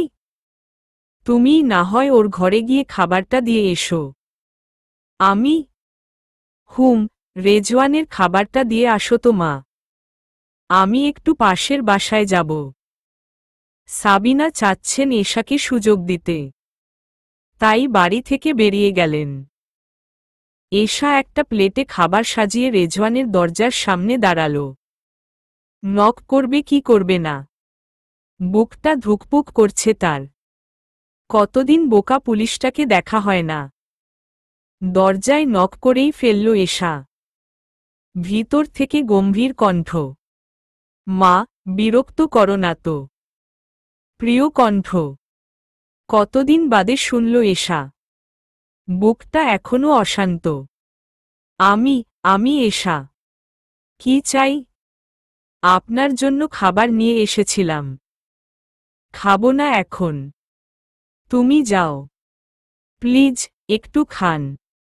আমি অনেক কষ্ট করে আপনার জন্য হাঁসের মাংস আর চালের রুটি করে নিয়ে এসেছি। আপনার অনেক পছন্দের না? বিরক্ত করো না তো। এমন করছেন কেন? একটু খেলে কি হয়? এশা নাছোড়বান্দা। আজ একনজর লোকটাকে দেখতে তার মনটা ছটফট করছে। কি করে বুঝাবে সে? দরজা খুলে বাইরে বেরিয়ে এলো রেজওয়ান। বিধ্বস্ত দশা, এলোমেলো চুল, পরনে একটা নীল টি শার্ট আর শর্টস। এশা একধানে তাকিয়ে আছে। তার মনে অবাধ্য সব ইচ্ছে জাগছে। রেজওয়ান ধমকে উঠল, এই মেয়ে সমস্যা কি তোমার? মানে? থাপড়ে দাঁত ফেলে দেব বেয়াদব মেয়ে। প্রতিদিন কি নাটক শুরু করেছ তুমি? আমার যা একটু সম্মান অবশিষ্ট আছে তাও ধুলোয় মিশিয়ে দিতে চাইছ? না মানে? একদম চুপ। কি ভেবেছ আমি কিছু বুঝি না? আর মা তোমাকে বাড়িতে জায়গা দেয় কেন? প্রতিদিন খাবার রান্না করে নিয়ে আসছ। আশেপাশের মানুষ দেখছে না। আমার সম্মান শেষ করে কি মজা পাচ্ছ তুমি? আপনি আমাকে ভুল বুঝছেন। আমি ভুল বুঝছি। আমি? আর এসব কেন আনো আমার জন্য? কথাটা বলেই এশার হাতে থাকা খাবারের প্লেটটা নিচে ফেলে দিল রেজওয়ান। কাজটা আপনি ঠিক করেননি রেজওয়ান। ছলো চোখে কথাটা বলে দৌড়ে বাসা থেকে বেরিয়ে গেল এশা। সাবিনা সিঁড়িতে দেখে জিজ্ঞেস করলেন, এই মেয়ে কি হয়েছে তোমার? জবাব না দিয়েই দৌড়ে পালায় এশা। রেজওয়ান ঠাস করে নিজের ঘরের দরজাটা বন্ধ করে দেয়। কিছুক্ষণ আগে প্রলয় চ্যাটার্জি ফোন করেছিলেন। কিছু কটু কথা শুনিয়েছিলেন। সেই রাগ এশার উপর দেখালো রেজওয়ান। 93। কতক্ষণ যাবৎ এক নাগারে কলিং বেল বেজেই চলেছে। মেরি দরজা খুলে দিল। সামনে একজন বিদেশি লোক দাঁড়িয়ে। মেরিকে দেখে কুশল বিনিময় করল লোকটা।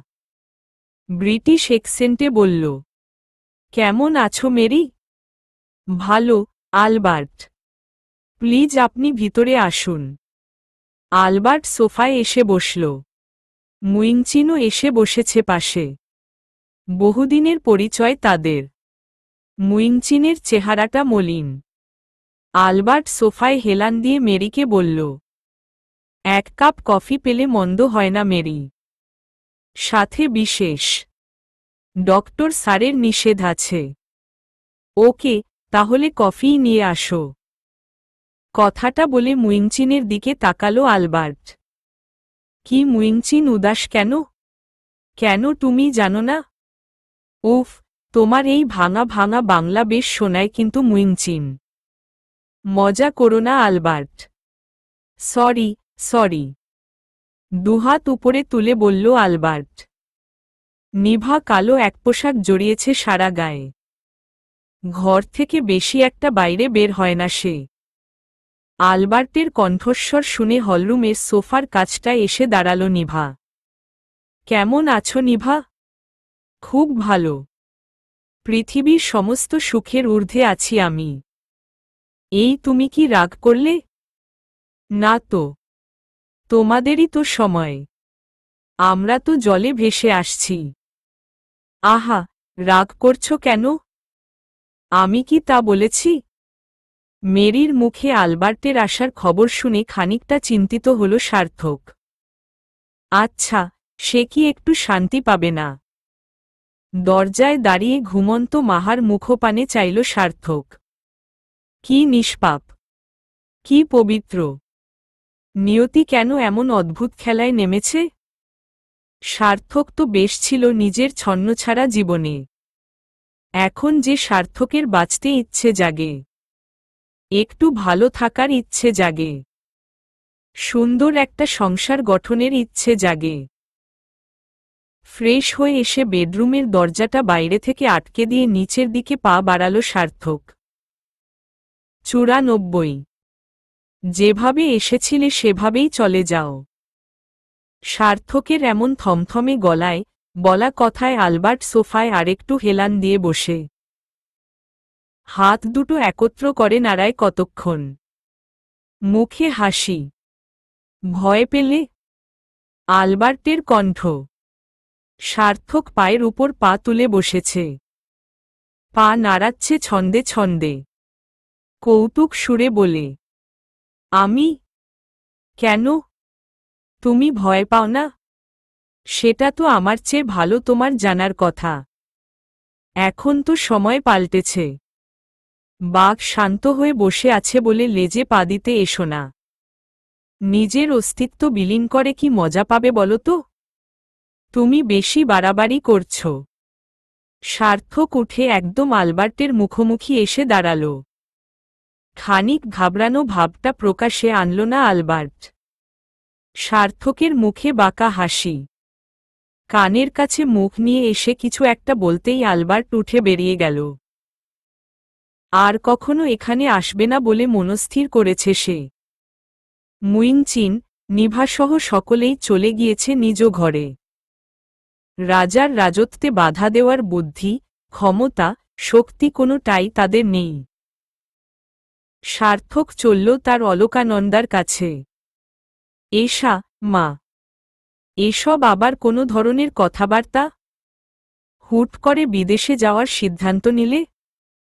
তোমার খালামণির সাথেই বা কখন কথা বললে? মনিরা আমাকে এ ব্যাপারে কিছু জানায়নি কেন? তাছাড়া তোমার গ্র্যাজুয়েশন কমপ্লিট হয়নি এখনো। আমি খালামণিকে না করেছিলাম, বাবা। আমি আবার নতুন করে সবকিছু শুরু করতে চাই। সিদ্ধান্ত কি ফাইনাল করে ফেলেছ? জি, বাবা। এশা অনির্দিষ্টকালের জন্য দেশ ছেড়ে পাড়ি জমাল বিদেশে। রেজওয়ান খুবই অনুতপ্ত। সে বুঝতে পারছে মেয়েটির সাথে এরকম অশোভন আচরণ করা ঠিক হয়নি। তবে ততদিনে পাখি নীড় ছেড়ে পালিয়েছে বহু দূরে। আজ রেজওয়ান এসেছিল এশার সাথে কথা বলতে। এশার মায়ের কাছে জানতে পারল এশা দেশে নেই। খালার কাছে চলে গিয়েছে। রেজওয়ান জানে না কেন হঠাৎ করেই এশা নামের শ্যামবতী, এলোকেশী মেয়েটা তার ভাবনায় এত আসছে। কেন? 4 বছরের সুখের সংসার সার্থক আর মাহার। সার্থক কখনো মাহাকে কোনো কিছুর কষ্ট দেয়নি। মাহা যেমন চেয়েছে, যেভাবে চেয়েছে সেভাবেই সব হয়েছে। মাহা মাঝে সৎ মা দিনার সাথে কথা বলতে চেয়েছিল। কিন্তু তিনি সাফ মানা করে দিয়েছেন মাহার সাথে তার ছেলে মেয়ের কোনো সম্পর্ক নেই। মাহা যেন কোনো দিন কোনো দাবি নিয়ে দিনার সামনে না যায়। সেদিন সার্থকের বুকে মাথা রেখে খুব কেঁদেছে মাহা। এই জীবনে আপন বলতে শুধু এই একজনই রইল তবে। বাকি সবাই তো চলে গিয়েছে যোজন যোজন দূরে। নিভার আচরণে পরিবর্তন ঘটেছে অনেকটা। সে এখন অনেকটাই স্বাভাবিক। রঙিন জামা পরিধান শুরু করেছে। মাহার সাথে সেই আগের মতোই হাসিখুশিভাবে কথা বলে। অদ্ভুতভাবে লুবান আর রবার্ট যেন কোথায় হারিয়ে গিয়েছে। মাঝে মাঝে মনে হয় তাদের কোনো অস্তিত্বই কোনো কালে ছিল না এই গুলশানের বাড়িটাই। রুমানা এসেছিল এই বাসায় কয়েকবার। বান্ধবীর এত সুন্দর সুখের সংসার দেখে কত দোয়া করল পাগলিটা। মাহা চিরপরিচিত সেই বারান্দায় দাঁড়িয়ে। আকাশে শুক্লপক্ষের চাঁদ। হাতে একটা সাদা খাম। তাতে সার্থকের জন্য বিশেষ কিছু অপেক্ষা করছে। বহু চেষ্টার ফল। 95। মাহা জানে এখনই সার্থক এসে পিছন থেকে তাকে জড়িয়ে ধরবে। ঠিক তখনই মাহাকে পিছন থেকে জড়িয়ে ধরল সার্থক। মানুষটা সত্যিই পাগলাটে। মাহা অনুভব করছে প্রিয় পুরুষের স্পর্শ। বিস্তৃত বারান্দায় টবে লাগানো 4-5 কলকানন্দা ফুলের গাছ।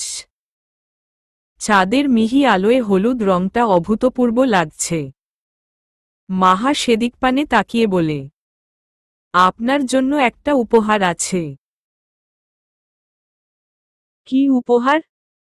মাহা নিজেকে ছাড়িয়ে সার্থকের মুখোমুখি হল। চাঁদের আলোয় সবুজ রঙা বাটিক থ্রিপিস পরনে, নাকে নাকফুল পরা হলদে ফর্সা মুখটা অপূর্ব লাগছে সার্থকের কাছে। টুক করে গালে একটা ভালোবাসার পরশ এঁকে দিল সে। মাহা বিরক্ত হয়ে বলে, উফ, আপনিও না। কি? দুই ভ্রু নাচিয়ে মজার ছলে জিজ্ঞেস করে সার্থক। মাহা সার্থকের বুকে মাথা রেখে শুধায়, দুষ্টু। আপনি ভীষণ দুষ্টু। যে আসবে সেও হয়তো আপনার মতোই দুষ্টু হবে। মাহার মাথায় হাত বুলানো থেমে যায় সার্থকের। অবাক কণ্ঠে জিজ্ঞেস করে, কি বললে? কই কি বললাম? কে আসবে? মাহা হাতে থাকা খামটা এগিয়ে দেয় সার্থকের নিকট। সার্থক খানিক অবাক হয়ে খামটা হাতে নেয়। কি আছে এতে? খুলে দেখুন। দুটো লাল দাগ দেখে অবাক হয়ে সেদিকে তাকিয়ে আছে সার্থক। হতভম্ব, বিস্ময় হা হয়ে একবার হাতে থাকা জিনিসটায় আরেকবার মাহার পানে চায় সার্থক। আমি বাবা হব? হুম। লজ্জায় কিঞ্চিত লাল হয় মাহার কপল। টুপটাপ করে দুখানা ভালোবাসার পরশ মাহার গালে এঁকে দেয় সার্থক। অতঃপর কোলে উঠিয়ে ঘুরায় অনেকক্ষণ। সার্থকের বাম চোখের কার্নিশ বেয়ে পড়ে এক ফোঁটা নোনা জল। অন্ধকারের রাজা, দুঃখের রাজার সাথে হয়েছে আলোর রানীর মিলন মেলা। প্রকৃতি কি সইবে এই অসম সম্পর্ক? মাতব্বর শরীফ উধাও হওয়ার পর থেকেই যেন ভাটা পড়েছে চৈতির কেস। রেজওয়ান যা একটু তৎপর ছিল। সিআইডির হাজারো ফাইলের নিচে ধামাচাপা পড়েছে সেই ফাইল। রেজওয়ান পুনরায় কাজে ফেরার পর নতুন কেসগুলোতে এতটাই মগ্ন হয়ে পড়েছিল যে আর খোঁজ নেয়নি পুরানো কিছুর। চলছে সার্থক মাহার জীবন। তবে আদৌ কি এত সুখে থাকতে পারবে? অভিমানী এশা আর অনুতপ্ত রেজওয়ানের মিল কি হবে? প্রশ্ন জাগে চৈতি কি করে মাহা হল? সিলেটে কি ঘটেছিল? মাহা কেন সব ভুলে গেল? ছায়া মানব কে? চৈতির সাথে কি ঘটেছে? লুবান, রবার্ট কোথায়? মাতব্বর শরীফকে কে গায়েব করল? মাহা যেদিন হাসপাতালে ছিল তাকে কে মারতে চেয়েছিল? ছায়ামানবকে অভ্যন্তরীণ খবর দেয় কে? মাতব্বর শরীফ ঘটনায় ইনচার্জ আজিজ কি করে আগুন লেগে মারা গেলেন? ওয়েন্ডিগোর সাথে ছায়ামানবের কি সম্পর্ক? সিলেটে মাহার জ্ঞান ফেরার পর কেউ কি ভুল তথ্য দিয়েছে সকলকে? এমিলিনের আসল পরিচয় কি? জুস নিয়ে সকলের এত আতঙ্ক কেন? আরও অনেক প্রশ্ন রয়ে যায়। 96। মাহার 2 মাস চলছে। এক অদ্ভুত জগতে বিচরণ চলছে মাহার। দেহের ভিতর বেড়ে উঠছে ছোট আরেক দেহ। মানব দেহে। সার্থক একটা পাগল। এখন থেকেই কত যত্ন তার। মাহা আজ বহুদিন বাদে রেজওয়ান আর রেজওয়ানের মায়ের সাথে কথা বলেছে। এটা সত্যি সার্থকের পর যদি আপন কেউ হয় তবে তারাই। রেজওয়ান এখনো বিয়ে করেনি। সাবিনা কত করে বুঝান। বয়স তো নেহাতি কম হয়নি। 30 পেরিয়েছে সেই কবে। সাবিনা বৃদ্ধ মানুষ কয়দিনই বা বাঁচবেন। ছেলেকে এত করে বুঝান তিনি। ছেলে নাছোড়বান্দা। তাই মাহার শরণাপন্ন হয়েছেন। এখন মাহা যদি একটু বুঝাতে পারে। রেজওয়ানের সাথে কথা বলা শেষে লাইব্রেরি বসে একটা বই পড়ছে মাহা। সমরেশ মজুমদারের সাতকাহন বইটা। এই নিয়ে কতবার পড়েছে মাহা জানে না। প্রতিবারেই মাহা মুগ্ধ হয়ে বইটি পড়ে। দুধের গ্লাসটা যেমন রেখে এসেছিলাম ঠিক তেমনই আছে। খাওনি কেন তুমি? বলতে বলতেই মাহার মুখের সামনে দুধের গ্লাসখানা তুলে ধরে সার্থক। মাহা চোখমুখ কুঁচকে ফেলেছে মুহূর্তেই। এই খাদ্য নানা খাদ্য না, এই অখাদ্যটা মাহার কোনো কালেই পছন্দ নয়। সার্থককে সে শত বুঝিয়েও পারে না। জোর করে ফল আর দুধের অত্যাচার চলে তার উপর। গুনে গুনে সকাল, বিকেল, রাতে। এভাবে কপাল কুঁচকে থাকলে হবে না। হা করো। দুধ মজা না? তা কি মজা? চকলেট আর ফুচকা? দেখুন, খবরদার আমার প্রিয় খাবার নিয়ে ঠাট্টা করবেন না।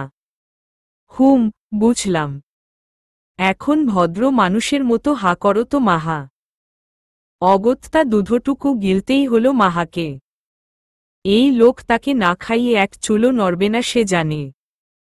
কে বলবে সে মাস্টার্স কমপ্লিট করা এক মেয়ে। একেবারে বাচ্চাদের মতো সার্থক মাহাকে আগলে রাখে। বাইরের মাহা খুব শক্ত হলেও এই মানুষটার সামনেই তার যত আবদার, দুষ্টুমি। মাঝে মাঝে নিজেকে ন্যাকা ন্যাকা মনে হয়। আয়নার ওপাশে প্রতিবিম্বটা চিৎকার করে বলে, ইস, ন্যাকামি দেখো এর। মাহাও ভেঙচি কেটে বলে, আমার ন্যাকামির লোক আছে দেখেই করি। ভাবতে ভাবতেই নিজেকে শূন্যে ভাসমান অবস্থায় পেল মাহা। সার্থক কোলে উঠিয়ে নিয়েছে তাকে। উফ, কি করছেন? বই পড়ছিলাম তো। রাত অনেক হয়েছে, বউ। কালকে পড়ো আবার। হুটহাট কোলে তুলে নেওয়াটা আপনার একটা বদভ্যাস বুঝলেন মি। বলেই সার্থকের নাকে আলতো নিজের নাকটা ঘষে দিল মাহা। সার্থক মাহার ঠোঁটে এক উত্তপ্ত চুমু খেয়ে বলল, যা চড়ার এখনই চড়ে নেও বউ। কয়েক মাস বাদে আর পারবে না। আমার মাটা তখন আমার কোলে থাকবে। তখন তো মেয়েকে নামিয়ে নিজেই চড়ে বসে থাকতে চাইবে। সার্থকের উত্তপ্ত ভালোবাসা আর এহেনতর কথায় মাহা অবাক না হয়ে পারে না। বেহায়া লোক। ঠোঁটটা তার ছিঁড়েই ফেলেছে বোধ হয়। আহারে, রাখেন তো আপনার কথাবার্তা। আপনি জানলেন কি করে মেয়ে হবে? আমার তো ছেলে চাই। উহু, মেয়ে চাই। মাহা মোচড়ামুচড়ি করছে। যার অর্থ সে আর থাকবে না সার্থকের কোলে। সার্থক আত্মসমর্পণের সুরে বলল, ঠিক আছে, ঠিক আছে। সময় হলেই দেখা যাবে। হুম, আল্লাহ যা দেন। ৯৭। এই মাহা, চলো বাড়ির সামনে সুইমিং পুলটার দিকে একটু হাঁটাহাঁটি করে আসি। তোমারও ভালো লাগবে। মাহার পায়ে পানি নেমেছে। হাঁটতে কষ্ট হয় ভীষণ। নিভার হাসি মাখা কণ্ঠে বলা কথায় মাহা প্রত্যুত্তর করল, আপু, হাঁটতে কষ্ট হয়। উনিও বাসার বাইরে বের হতে মানা করেছেন। ভাইয়ার কথা ছাড়ো তো তুমি। এই সময়ে একটু হাঁটাহাঁটি না করলে চলে? ভাইয়া তোমাকে সারাদিন ঘরে বন্দি করে রাখে। এভাবে বলো না আপু। উনি বেবিকে নিয়ে একটু বেশিই পজিটিভ। একটু হাঁটাহাঁটি তো করাই যায়। নিভার জোড়াজড়িতে গুলশানের বহুতল ভবনের সামনে সদ্য নির্মিত সুবিশাল সুইমিং পুলটার সামনে হাঁটতে বের হয়েছে মাহা। শরৎকাল চলছে। বিকেলের আবহাওয়া বড়ই স্নিগ্ধ। আকাশে ভাসমান পেজা পেজা তুলোর ন্যায় মেঘ। মাহা কিছুক্ষণ হাঁটাহাঁটি করেই একটা আমগাছের তলায় রাখা বেঞ্চে বসল। মৃদু বাতাসে মাহার কোকড়া চুলগুলো দুলছে। মাথায় অবশ্য উড়না দিয়ে ঘোমটা দেওয়া। পিঠে মেলে রেখেছে চুলগুলো। নিভা দাঁড়িয়ে আছে সুইমিং পুলের পাশে। হঠাৎ এমিলিন কোথা থেকে পাশে এসে দাঁড়ালো মাহার। ৫ বছর অতিবাহিত হলেও এমিলিন আজও মাহার নিকট এক বৃহৎ রহস্য। এই মেয়ে তোমার সাথে আমার কিছু কথা আছে? এত বছরে এই প্রথম এমিলিনের কণ্ঠ শুনে অবাক মাহা। মায়াবী চোখ দুটো বড় বড় করে মেলে দেয় এমিলিনের পানে। এমিলিন এসে বসে মাহার পাশে। আমাকে কিছু বলেছেন? আশেপাশে আর কি কেউ আছে? না, এত বছরে কখনো আপনি আমার সাথে কথা বলেননি। আজ বলবো। অনেক কথা বলার আছে তোমায়। মাহা চিন্তায় পড়ল খানিকটা। কি এমন বলবেন এমিলিন? আমি সার্থকের ছোট খালামনি। কানাডায় আমরা ৩ বোন স্বামী, সংসার নিয়ে বেশ ভালোই ছিলাম। সার্থকের মা অর্থাৎ আমার বড়াপা সাজি খুবই ভালো একজন মানুষ ছিলেন। বড়পার বিয়ের কয়েক মাস বাদেই আমাদের বাবা মা মারা যায়। বড়পা তখন ফারহান ভাইয়ার সাথে কানাডায়। বাবা মা মারা যাওয়ার পর মুহূর্তেই যেন এতিম হয়ে গেলাম আমরা 3 বোন। আমার বাবা মা পালিয়ে বিয়ে করেছিলেন। আত্মীয় বলতে আমাদের তেমন কেউই ছিল না। বড়পা আমাদের কানাডা নিয়ে গেলেন। আমাদের নিজের কাছে রেখে বিয়ে দিলেন ভালো জায়গায়। মায়ের আসনটা যেন বড়পাকে কবেই দিয়ে দিয়েছিলাম আমি। মেঝো বউয়ের মেয়ে নিভা। আমারও একটা ছেলে ছিল। সার্থকের চেয়ে বছর 2 ছোট। ভালোই ছিলাম আমরা। হঠাৎ করেই সব এলোমেলো হয়ে গেল। ঘুরতে যাওয়ার পথে প্লেন দুর্ঘটনায় হারিয়ে গেলেন বড়পা, ফারহান ভাই।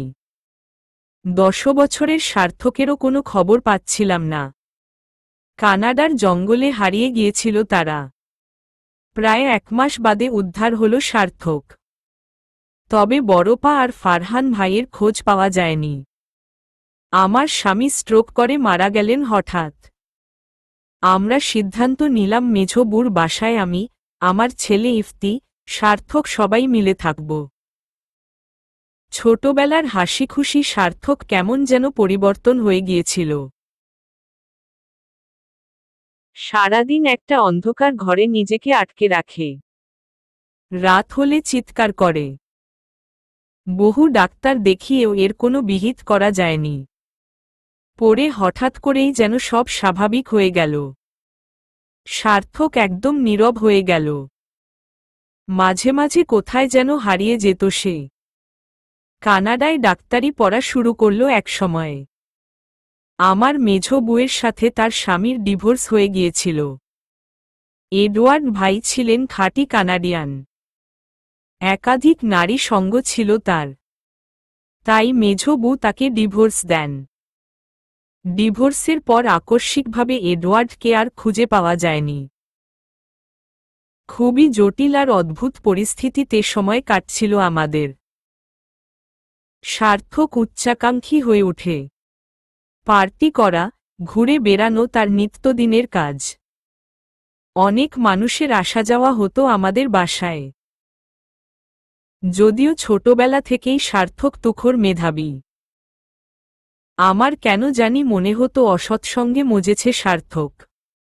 আমি বাধা দিলাম তাকে। সে আমার কোনো কথাই মানল না। লুবান তার অনেক ভালো একজন বন্ধু হয়ে উঠল। সাথে নিভার বর রবার্ট মুইংচিনো। কিছু একটা করত তারা। রাতের পর রাত বাড়ি ফিরত না। এর মাঝে সার্থক ডাক্তারি পাশ করে ইন্টার্নি করছে। আমার ছেলে ইফতিও একসময় তাদের সাথে মিশতে শুরু করল। রাতের পর রাত বাড়ি ফেরার নাম নেই। মেঝো বউ হঠাৎ মারা গেলেন। তিনি অবশ্য বিছানায় পড়েছিলেন বিরল রোগে আক্রান্ত হয়ে। হঠাৎ করেই সার্থক বিধ্বংসী হয়ে উঠল। তাদের একটা কোড ওয়ার্ড হল জোস। অনেকবারই তাদের মধ্যে এটা নিয়ে কথা হতো। আমার ছেলে ইফতি একদিন গায়েব হয়ে গেল। আমি আজও জানি না আমার মানিক কোথায়।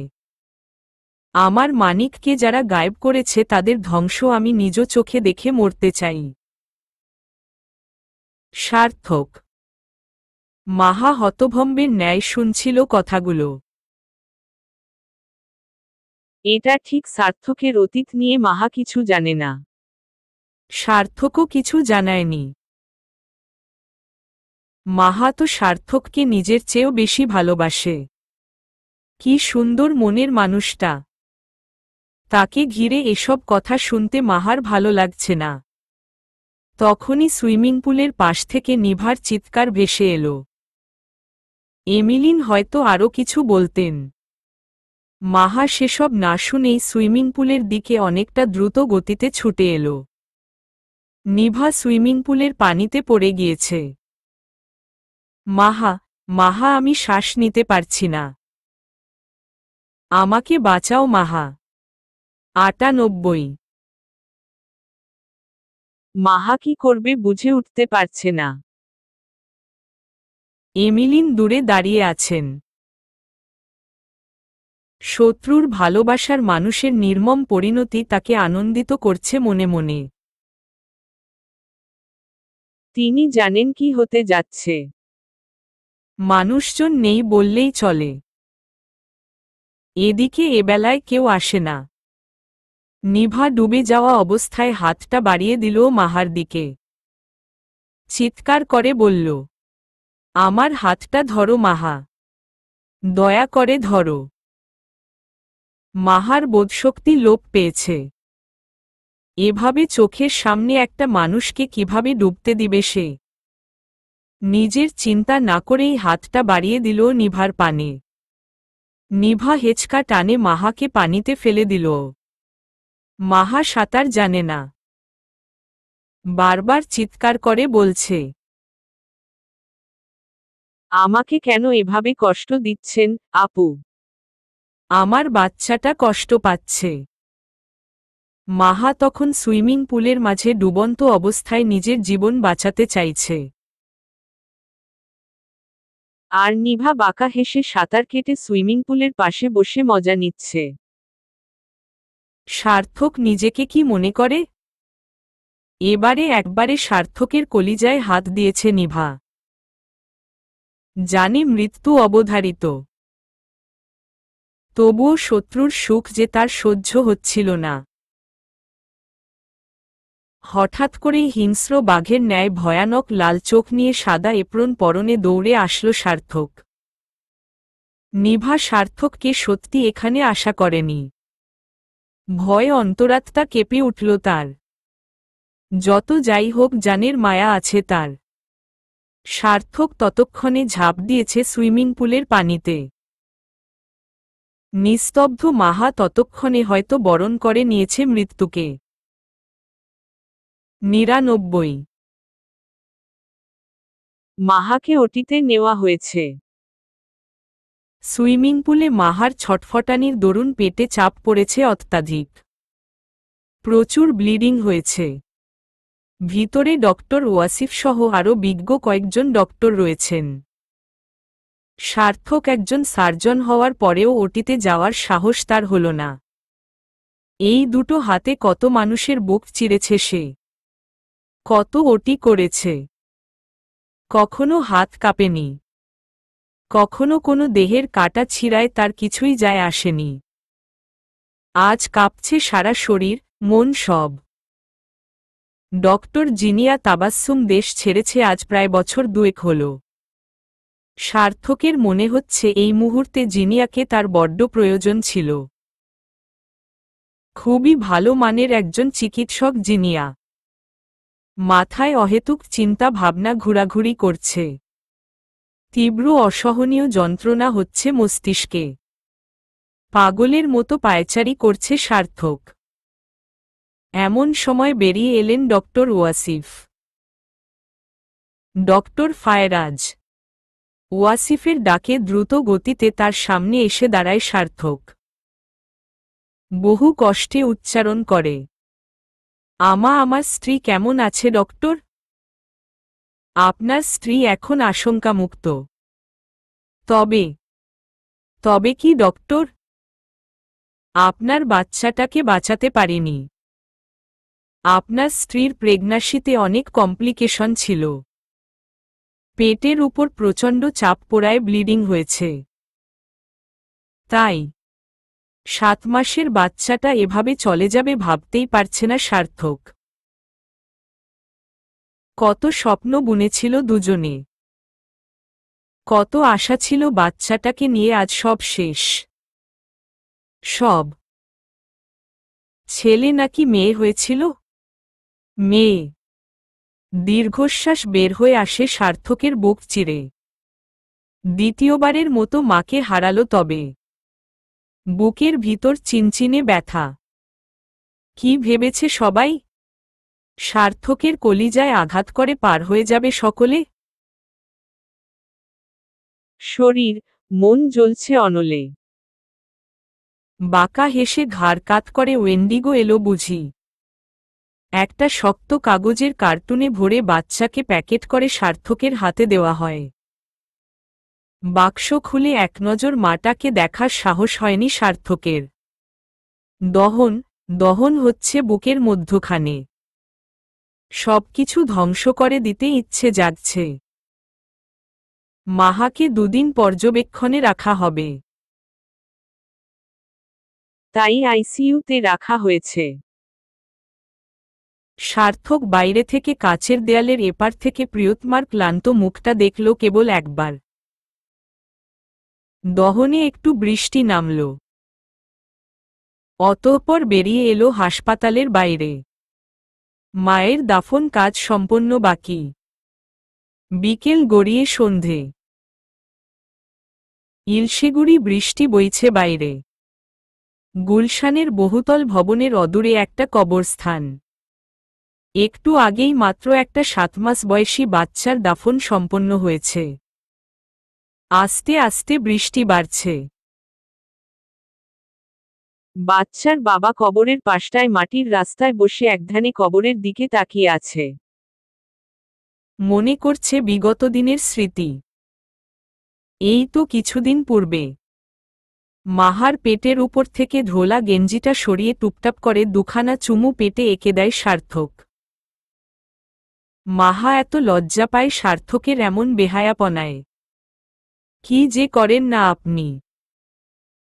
মুখ সরান, আমার সুরসুরি লাগছে। মাহার কথা আদৌ সার্থকের কানে গিয়েছে কিনা কে জানে। এবারে হরেক রকম গল্প জুড়ে দিল পেটে থাকা অবুঝ শিশুটার সাথে। মা, বুঝলি তোর আম্মু আস্ত একটা হিংসুটে। মেয়েকে আদর করলেও সহ্য হয় না। আপনি এত শিউর কি করে মেয়েই হবে? এই চলুন না আল্ট্রাসোনোগ্রাফি করে দেখি কি হবে। না মাহা, বাচ্চা জন্মের পর একেবারে জানব আমরা।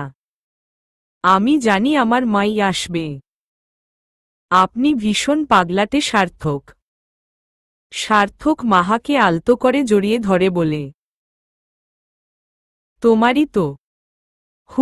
আমার, একান্ত আমার। মাহা পেটে হাত রেখে চিৎকার করে উঠল। সার্থক ঘাবড়ে গিয়ে জিজ্ঞেস করল, এই মাহা ঠিক আছো তুমি? মাহা মাহা চোখমুখ খিচে সার্থকের ডানহাত টেনে নিয়ে পেটে ছুয়াল। বাবু কিক মারছে পেটে। মাহা চোখমুখ খিচে বলল, বাবার মতোই দুষ্টু হবে। খুব মজা পাচ্ছে মাকে মেরে। বলতে বলতেই গলা ভেঙে যায় মাহার। কান্না খুশির অনুভূতিতে বাকরুদ্ধ সে। সার্থক অবাক হয়ে পেটে হাত ছুঁয়ে রাখে। বাবু থেমে থেমে কিক করছে। সার্থক মাহার কাঁধে মুখ গুজে। 2-3 ফোঁটা অশ্রু গড়িয়ে পড়ে চোখ বেয়ে, যেমনটা আজ পড়ছে। সার্থকের চোখের নোনতা অশ্রু আর বৃষ্টির পানি একাকার হয়ে ধুয়ে নিয়ে যাচ্ছে সব। চোখ মুছে উঠে দাঁড়ায় সার্থক। হিসাব নিকাশ বাকি অনেক। 100। এবারের মতো আমাদের ক্ষমা করা যায় না? ক্রন্দনরত 2 মানবীর একজন বলে ওঠে। সামনে চেয়ারে বসে বাঁকা হাসে ছায়ামানব। ক্ষমা শব্দটাই তো তার অপছন্দ। ভীষণ ভীষণ অপছন্দ। আজ একটা পরের জন্য নিজের আপনাদের শেষ করে দিচ্ছ। সেই তোমার ধ্বংস ডেকে আনবে। শীস, চুপ। মুখে আঙুল দিয়ে ধমকে উঠে ছায়া মানব। ধমকে কেঁপে উঠে সুউচ্চ বিল্ডিং। একজন মানবী জীবন ভিক্ষা চাইলেও আরেকজন নিশ্চুপ। তিনি যেন জানতেন এমন কিছুই হবে। আর কোনো কথা বলার সুযোগ কেউই পায়নি। বাইরে বৃষ্টির তালে তালে খণ্ড হতে থাকে আস্ত 2 মানবী। তাদের রক্তের এক একটা ছিটে আনন্দে বুক ভাসিয়ে দিচ্ছে ছায়ামানবের। তাণ্ডব করতে ইচ্ছে করছে। খুশির তাণ্ডব। মেরির কাছ থেকে মাহার অসুস্থতার কথা শুনে হাসপাতালে ছুটে এসেছে রুমানা, এশা। রুমানার অফিসের কলিগ এশা। বিদেশ থেকে ফিরে পুরানো সকল কিছু বলেই সিলেটে একটা কোম্পানিতে চাকুরি করছে এশা। রুমানা এশাকে চিনত না। পরে কথায় কথায় একদিন পরিচয় হয়। সেই থেকে কোকিল অর্থাৎ মাহার আত্মীয় বিধায় এশাকে যথেষ্ট স্নেহ করে রুমানা। এক দরকারি কাজে আজ ঢাকা এসেছিল দুজনে। মাহার সাথে দেখা করতে এসেই মাহার হাসপাতালে থাকার খবর পায় তারা। অদ্ভুতভাবে রেজওয়ান একটা কেসের তদন্তে আজ হাসপাতালে এসেছিল। রুমানাকে হাসপাতালে দেখে অবাক হয় রেজওয়ান। চৈতি কেসের তদন্তে রুমানার সাথে অনেক কথাই হয়েছিল রেজওয়ানের। রিসিপশনে কথা বলছে রুমানা। তার পাশে নীল থ্রিপিস পরনে শ্যামবতী একজনকে দেখে থমকে যায় রেজওয়ান। এই কাঙ্ক্ষিত মুখটা দেখার জন্য মন বড়ই ছটফট করত তার। চোখের পলকে হারিয়ে গেল দুজনে। রেজওয়ান দৌড়ে রিসিপশনের কাছটায় এসে চারপাশে তাকাতেই দেখে বামদিকের সিঁড়ি বেয়ে হন্তদন্ত হয়ে দৌড়ে উপরে উঠছে রুমানা আর এশা। রেজওয়ানও তাদের পিছু পিছু ছুটে আসে। উচ্চস্বরে ডাক দেয়, রুমানা, এই রুমানা। তাড়াহুড়ো করে পিছু ফিরে রুমানা। সাথে এশাও।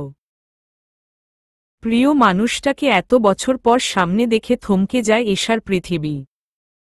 হৃদপিণ্ডের ধুকপুক ধুকপুক শব্দটা বেড়ে যাচ্ছে ক্রমশ।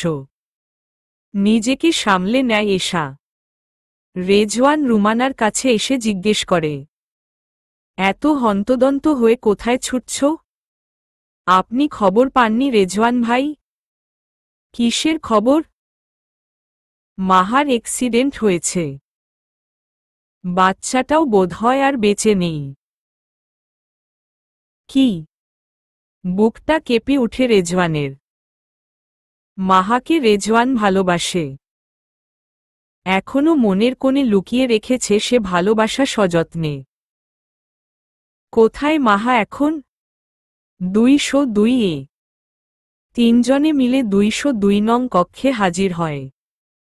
মাহাকে ঘুমের ঔষধ দিয়ে ঘুম পাড়িয়ে রাখা হয়েছে। হাতে স্যালাইন। আপাতত 4-5 দিন মাহার বিশ্রাম প্রয়োজন। জেগে উঠলেই পাগলামি করবে মাহা।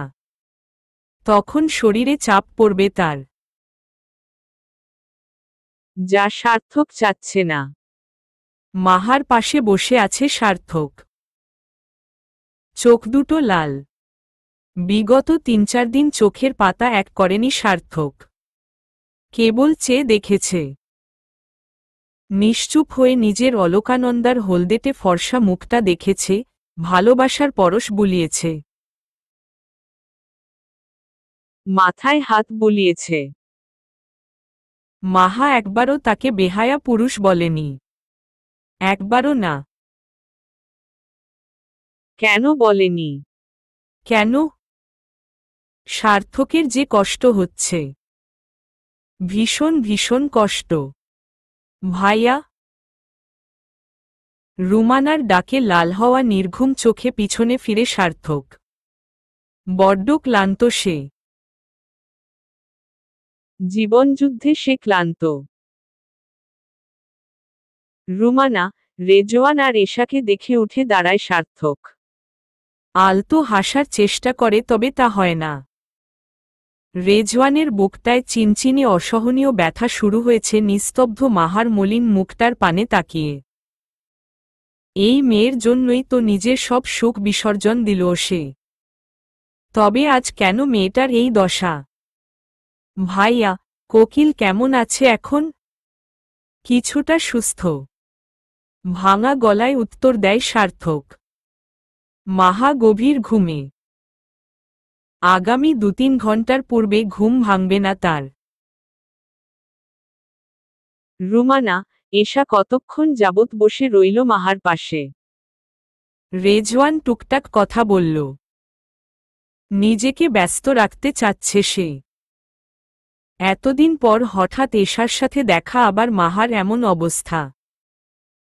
অথই সাগরে পড়েছে রেজওয়ান। অফিস থেকে জরুরি কল এসেছে। অনিচ্ছা সত্ত্বেও রেজওয়ানের এখনই বেরিয়ে পড়তে হবে। রুমানা কোথায় যাবে? আমরা একটু মালিবাগের দিকে যাব। রেজওয়ানের প্রশ্নে উত্তর দেয় রুমানা। তারও মনটা ভীষণ খারাপ। আমার সাথে চাইলে আসতে পারো। আমিও মালিবাগের দিকেই যাব। মাহার ঘুমন্ত মুখপানে তাকিয়ে সার্থকের উদাস চেহারার দিকে তাকালো রুমানা। একটা মানুষ অপর একটা মানুষকে ঠিক কতটা ভালোবাসলে এমন উদাসীন হতে পারে, সেই ব্যাখ্যা রুমানার কাছে নেই। এশা এ সব কিছুর মাঝেই নীরব দর্শক। নিজের অনুভূতি লুকাতে বেশ পারদর্শী হয়ে উঠেছে মেয়েটা। আমরা তাহলে আজ উঠি সার্থক ভাইয়া? কোনো মতে ঘাড় ফিরিয়ে কথাটুকু বলে আবার মাহার পানে তাকালো সার্থক। বিগত 1 ঘণ্টা কেবল রেজওয়ানের দুয়েকটা কথায় হুহা জবাব দিয়েছে সার্থক। বাকি পুরোটা সময় একধানে তাকিয়েছিল নিজের ঘুমন্ত অলকানন্দার পানে। যেন ঘরে অবস্থিত 3 প্রাণীর প্রতি কোনো আগ্রহই নেই তার। এশা, রুমানা, রেজওয়ান বেরিয়ে পড়ল কেবিন ছেড়ে। এশা, রুমানারও অফিসিয়াল জরুরি কাজ রয়েছে, তাই অনিচ্ছা সত্ত্বেও ছুটে যেতে হবে কর্মক্ষেত্রে। রেজওয়ান আলতো করে তাকালো এশার পানে। শ্যামবতী কিশোরী মেয়েটা এখন পরিপূর্ণ রমণী। বিয়ে হয়ে গিয়েছে বোধহয়। চুলগুলো আগের মতোই আছে হাঁটু সমান। গাড়িতে উঠে বসল তারা। রেজওয়ান নিজেই ড্রাইভ করছে। পিছনে বসেছে রুমানা, এশা। রেজওয়ান কথা বলতে চাচ্ছিল এশার সাথে। মূলত ক্ষমা চাইতে চাচ্ছিল এশার কাছে। সুযোগ হয়ে ওঠেনি। মালিবাগ আসতেই তড়িঘড়ি করে দুজনে নেমে চলে যায়। রেজওয়ান একদৃষ্টিতে তাকিয়ে আছে তাদের পানে। মাহার জায়গা সারা হৃদয় জুড়ে, তবে একটু ফাঁকা জায়গায় বোধহয় নতুন একজন নাম লিখিয়েছে। কিংবা লিখিয়েছিল অনেক আগেই, রেজওয়ান বুঝেনি। সেই নতুনজন কি তবে এশা? 101। বহুদিন বাদে চৈতির অবয়বের কাউকে দেখছে মাহা। সুবিস্তীর্ণ মাঠ, যেদিকে চোখ যায় কেবল সবুজ আর সবুজ। ধূসর শাড়ি পরনে দূর পাহাড়ের দিকে ছুটে চলেছে চৈতি। মাহা পিছন থেকে চৈতির নাম ধরে ডাকল। চৈতি থমকে দাঁড়াল। মাহা দৌড়ে চৈতির কাছে যেতে চাচ্ছে। চৈতি স্থির হয়ে দাঁড়িয়ে আছে। তবে মাহা পারছে না। মাহা চৈতিকে ধরতে পারছে না। হঠাৎ হঠাৎ সব অন্ধকার। তীব্র আলোয় চোখ মেলল মাহা। চৈতির হাতে লাল টকটকে গোল জামা, পরনে একটা ফুটফুটে বাচ্চা। খুব কান্না করছে বাচ্চাটা। মাহা নিজের পেটে হাত বুলাল। পেট ফুলা না কেন? সার্থকের মতো মুখের আকৃতি আর মাহার গায়ের রং বাচ্চাটার। মাহা চিৎকার করে উঠল। মাতৃ মন বুঝে গেল বাচ্চাটা তার। মাহা প্রাণপণে দৌড়ে বাচ্চাটাকে ছোঁয়ার চেষ্টা করল। এগিয়ে চলেছে। এই তো আরেকটু। না, মাহা পারছে না তো। কেন? কেন মাহা পারছে না? মাহার মস্তিষ্ক অবশ হয়ে আসছে ক্রমশ। বাচ্চাটা হাত বাড়িয়ে মা মা করে কাঁদছে। চৈতি, চৈতিরে আমার বাচ্চা আমাকে দিয়ে দে। আল্লাহর দোহাই লাগে। আমার কলিজাটাকে ছিনিয়ে নিস না। দয়া কর। চৈতি রে। কাঁদছে আর ছুটছে মাহা। চৈতি এত আকুতি মিনতি শুনেও সামনে ফিরে কোথায় যেন হারিয়ে গেল। মাহা ছুটতে নিবে তাদের পিছু, তখনই কেউ একজন আঁকড়ে ধরল তাকে। মাহা ছটফট করছে। তাকে যে করেই হোক যেতে হবে। তার বাচ্চাটা কাঁদছে। হঠাৎ নাকে এসে ঠেকল প্রিয় ঘ্রাণ। এটা তো প্রাণপ্রিয় পুরুষটার গায়ের ঘ্রাণ। অবচেতন অবস্থায় মাহা আঁকড়ে ধরল সার্থককে। চোখ মেলে তীব্র আলোয় চিৎকার করে উঠল সে। সার্থক শক্ত করে জড়িয়ে ধরল মাহাকে। মাহা ছটফট করছে। সার্থক, সার্থক, আমাদের বাচ্চা চৈতি নিয়ে যাচ্ছে। আমি তাদের কাছে পৌঁছাতে পারছি না সার্থক। আমার কষ্ট হচ্ছে, ভীষণ কষ্ট হচ্ছে। আপনি তাদের ধরুন সার্থক। উত্তেজিত হয়ে যাচ্ছে মাহা। প্রেশার হাই হয়ে স্ট্রোক করার চান্স সর্বোচ্চ। সার্থক শক্ত করে আঁকড়ে ধরল মাহাকে। চৈতির মৃত্যুর খবর শোনার পর এমনি পাগলামি করত মাহা। মর্গে ছুটে যেতে চাইত। কত কত রাত নির্ঘুম কাটিয়ে মাহাকে স্বাভাবিক করে তুলেছে সার্থক। তবে আজ তো সন্তান হারিয়ে পাগলপ্রায় হয়ে যাবে মাহা। সার্থক কি করে সামাল দিবে? মাহার ছটফটানি বাড়ছে। আপনি কিছু করছেন না কেন? আমার বাচ্চা নিয়ে চলে যাচ্ছে, আর আপনি নীরব? মাহার মাথায় হাত বুলিয়ে দিচ্ছে সার্থক। শান্ত হও মাহা। আমাকে শান্ত হতে বলছেন আপনি? আমার বাচ্চা। বাস্তবতা বুঝতে চেষ্টা করো মাহা। সে চলে গিয়েছে। সে চলে গিয়েছে কথাটা শুনে স্তব্ধ হয়ে গেল মাহা। ছটফটানি কমে গেল তার।